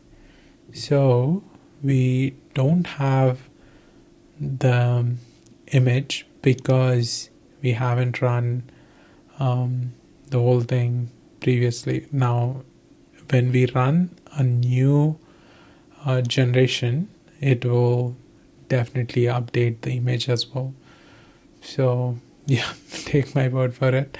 This is, you won't see, it will refuse to connect in the actual Bolt, but it will work 100% fine when you actually deploy this to a website. Article AI, you will add this, and as soon as it's done, you will get a pop-up, and it will once it's done, it will mark as done, and you will also be able to open it, read it, close it, whatever you feel like. Perfect. This is an embed, right?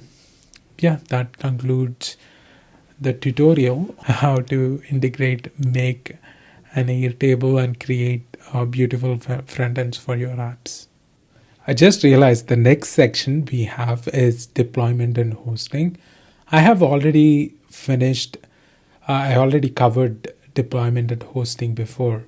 So I have listed step by step on how you would do this in the guide as well. So if you haven't watched that section, please do.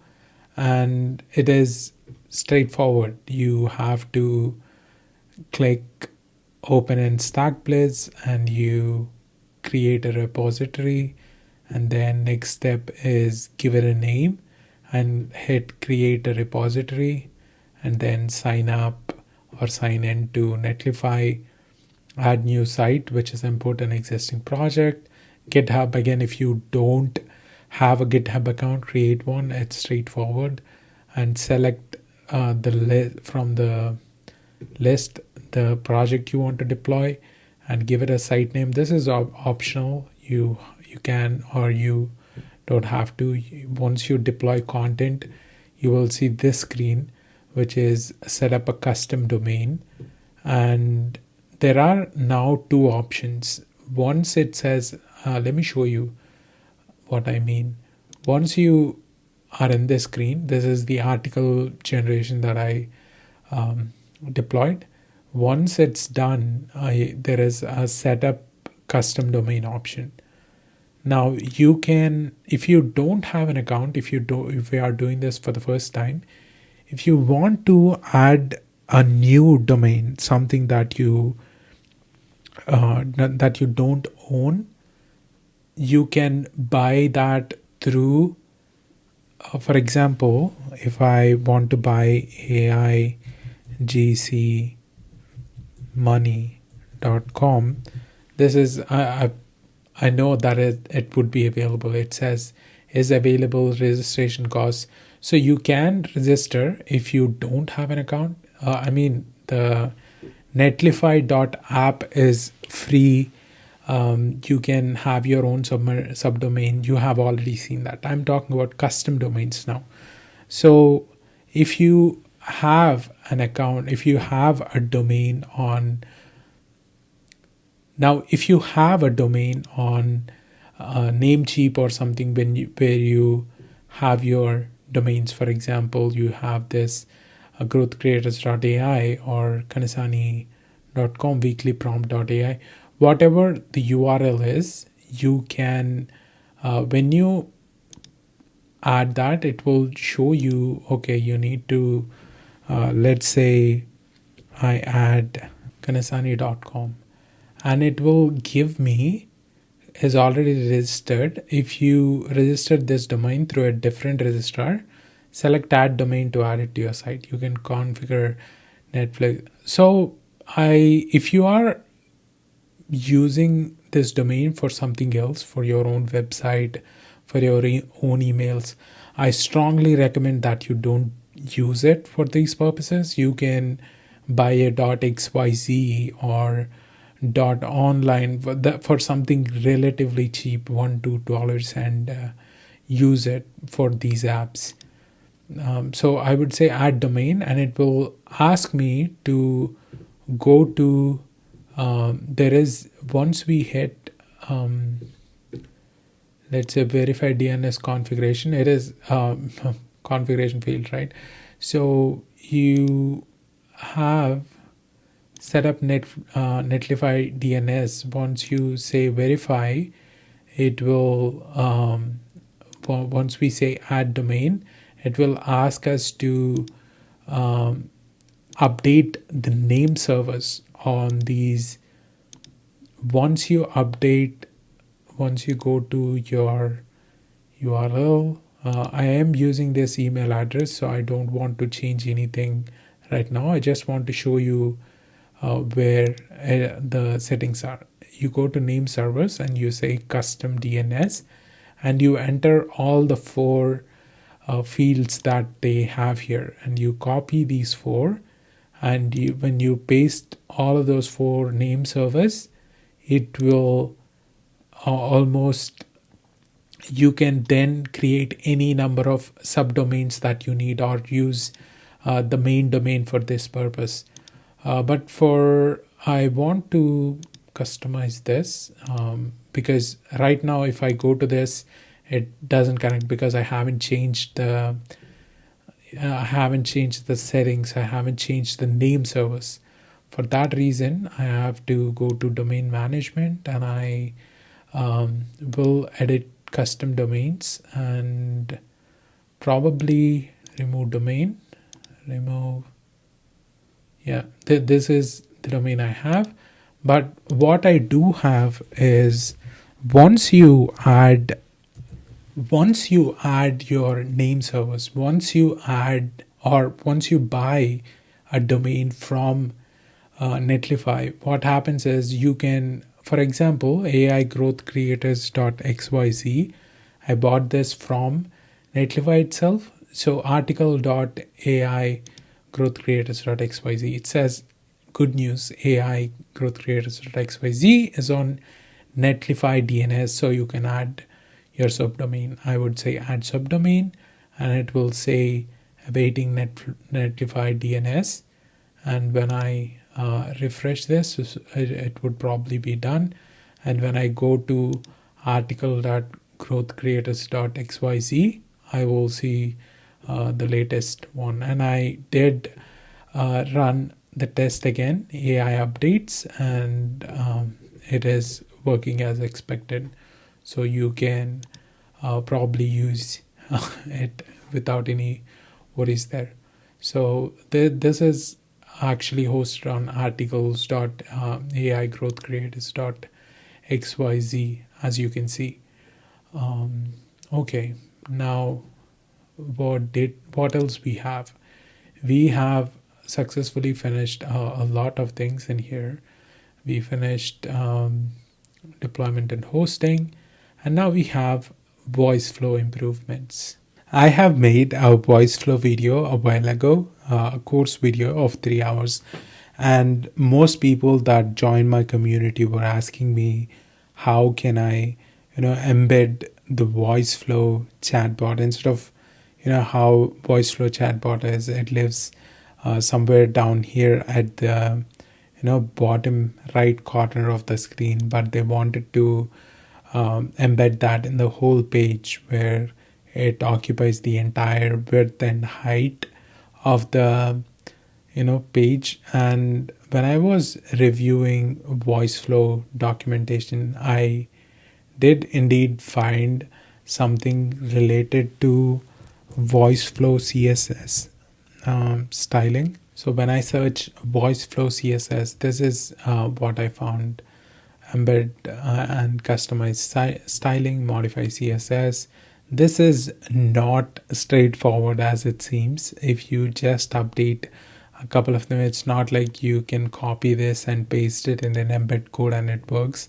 There is a lot of stuff that goes into it, and there is also proactive bubbles, which is relatively easy compared to embedding this into a full page. So what I did was I copied this message and I went to Claude and I said, based on the text on this page, okay, actually I copied this text and went to Perplexity and said, based on the text on this web page, and I also provided the link of this web page, and I asked, how can I embed this into a page as opposed to the actual chatbot. So here is a complete React implementation for a full page voice flow. This is what Perplexity gave me.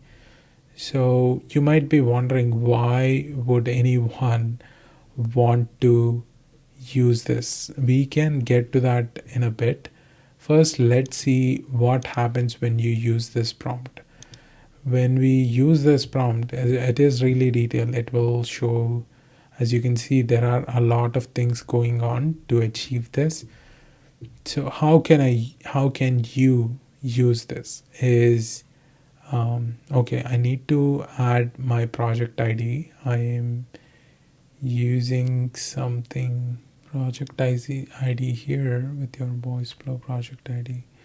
Where is here? Where do I need to go? Usually what I did was, okay, I see it here, and the code itself is done. I will stop sharing, or I can blur this, no worries. Okay, you go to integrations and you copy the project ID here, project ID, and you replace that in here and you save it, and there is no preview. We ask run dev server, and that should trigger the development server, which is host. And as you can see, it is a full screen app that can, if deployed, it will take viewport 100, 100, and okay, now fail to execute, attach shadow an element. So this is happening on and off for some reason. I did try to fix it a lot, and sometimes it is being fixed. It says the exact same thing, that it's fixing the shadow DOM issue. And okay, that shouldn't be that is not how it should go. Roll back to checkpoint, revert now.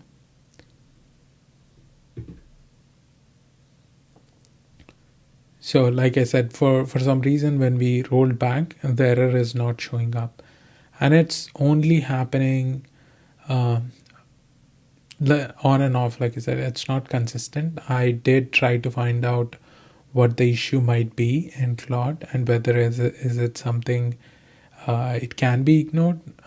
Turns out it's not. It is important, but as long as you can deploy these applications, it should be okay in a sense, because when we are building the application, if it's a critical error, usually we won't be able to build the app itself, so we shouldn't be able to deploy this in reality if it's a really bad error. But yeah, as you can see, the error showed up again. We will need to fix it, but for the time being, this is what it looks like, a full page implementation of the chatbot. And why would someone need a full page application? Is you can now ask Claude to create an embeddable code for this implementation, and it will create it. You can then take this and embed on your website, or that's a really, I mean, not the way to go about it, but this is just an idea that I'm throwing around. But there are, when you think about it, you can add authentication capabilities to some. You can add authentication capabilities to app like these. You are, let's say you're working with an influencer, you're working with a coach, and that has a community. He can now charge for his knowledge when you add in source links for every answer that you do. And if you are, there are multiple people we have sold this persona chatbots to, sell it to creators, influencers, or managers. And you can embed this in a SaaS apps like Software, where this page can be behind a paywall. It's the same way that I said, embed on, sorry, not embed, add authentication capabilities. So that is definitely worth a try. You can go to additional, you can use this documentation to further build upon Voiceflow. The same applies for Vappy as well. I didn't have too much time to research. When you are building stuff on Vappy, building AI voice assistants on Vappy, there is a lot of docs you can refer. So if we go to, I think last I checked, they were having some issues with documentation. 404. Let's try this. Yeah, in Vappy documentation, when you go to the actual documentation, there is web calling on how to use you can install all of this. You can do copy your assistant ID, and outbound calling. There is inbound calling. um, I think this is not what we should be looking at. So web calling is something Bolt can improve upon, and web SDK. And if you want to add new animations to web snippet, that is also a way to go. Or I think Claude can do this too if you are just working with snippet. But if you are working with SDK, however, you need Bolt. Comment down below if you'd like to see additional stuff on VAPI implementation on Bolt. Make sure you comment down below. Now, finally, we have tips and tricks. Perplexity is your best friend for research. Anytime you're facing an issue over and over again, or if you want to do an API call that you don't know, or you want to, embed a chatbot like we did previously, just copy and paste. And for AI value assessment tool, you have seen how powerful that is to build the whole thing. I mean, I was asking about appointment setter, asking it to find stats, coming up with calculations, and I just give the ready-made prompt to Bolt, and it has done the work, right? So Perplexity is the best tool there is for research. And enhance your prompts when possible. This is also important. Most of the times, if you already have a lot of detail in there, if it's really lengthy for some of the prompts that I have in here, chances are AI will mess up what you're trying to do. It will paraphrase or redo or rewrite in a way that is super different from what you're trying to do. If it's a simple instruction and it's building upon that, that is great. But when I say possible, but it's when your prompts are shorter, is what I mean. Do not use only update X and only add this. The reason I say that is I have wasted billions of tokens, no exaggeration, doing this. So you have seen the error where there was placeholders in the code. I say there are a lot of placeholders because this was made 2 weeks ago, and Bolt has updated twice, I believe, in the past 2 to 3 weeks, and they have fixed a lot of issues. This is not an issue anymore, but it was an issue to the point where I was at one point I was using my text expander just for doing this to get the prompt right. And don't deploy directly from Bolt to Netlify, like as a lazy way, which doesn't let you doesn't let you have visual editor, doesn't let you make changes. Because if I have to make changes for stuff that I already deployed, let's say, okay, we have this AI article gen Netflix thing. AI article generator Netlify app.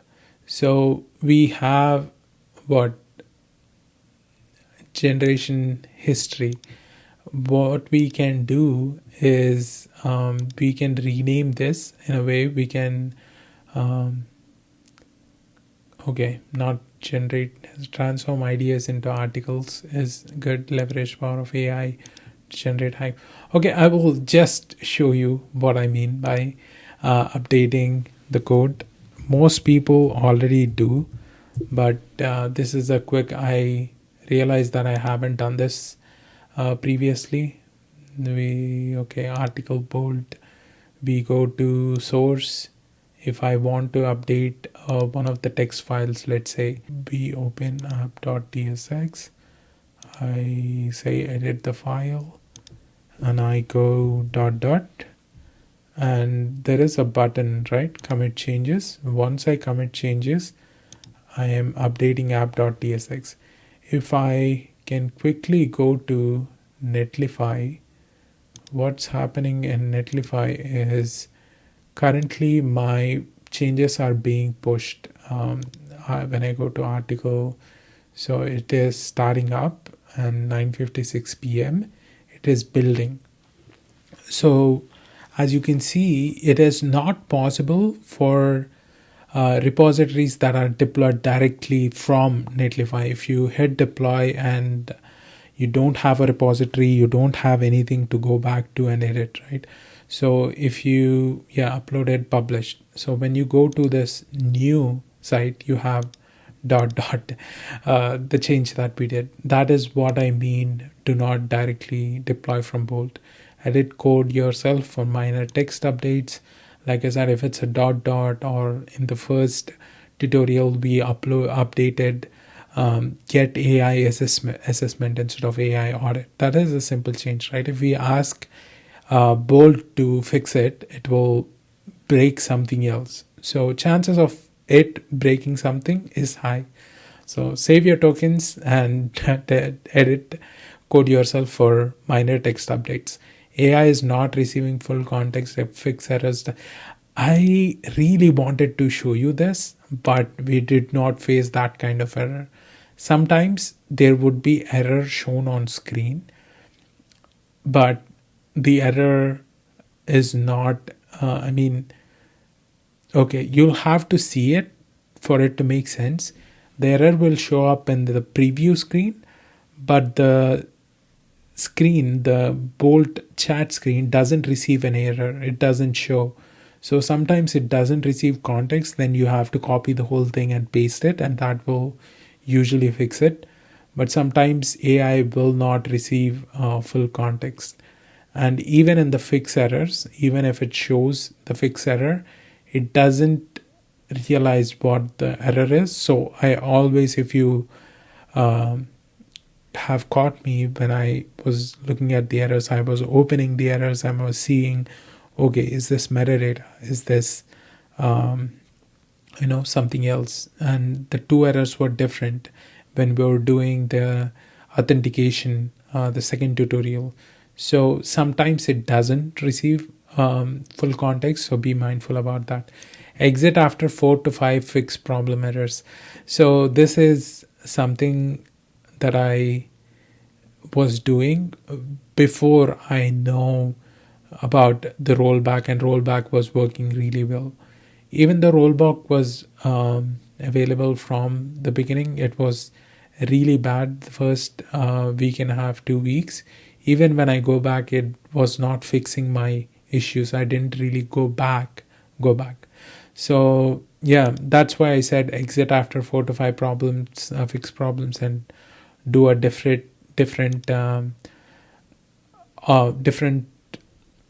chat altogether. That was here because of that, but you don't have to anymore because you always have a checkpoint that you can go to. But if you don't manage to make it work from the beginning, it's best if you just give up and start a new chat. Break down when code gets too long, or if you're building complex app. This is not true. I say break everything up, even if it's a small app. You can say, help me break down the app component into smaller reusable components, or the other way to say it is, let's create separate components for better organization and maintainability. So with that, I mean, you have seen this in action for all the 3 tutorials that I showed. So yeah, that's a no-brainer, and I think everyone using Bolt should start doing that, unless I'm really wrong, and please correct me if I am.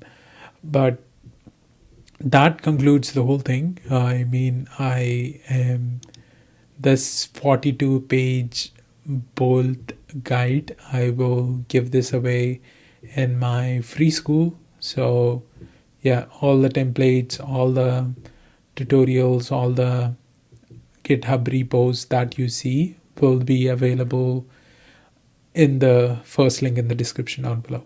And I'll see you in the next one.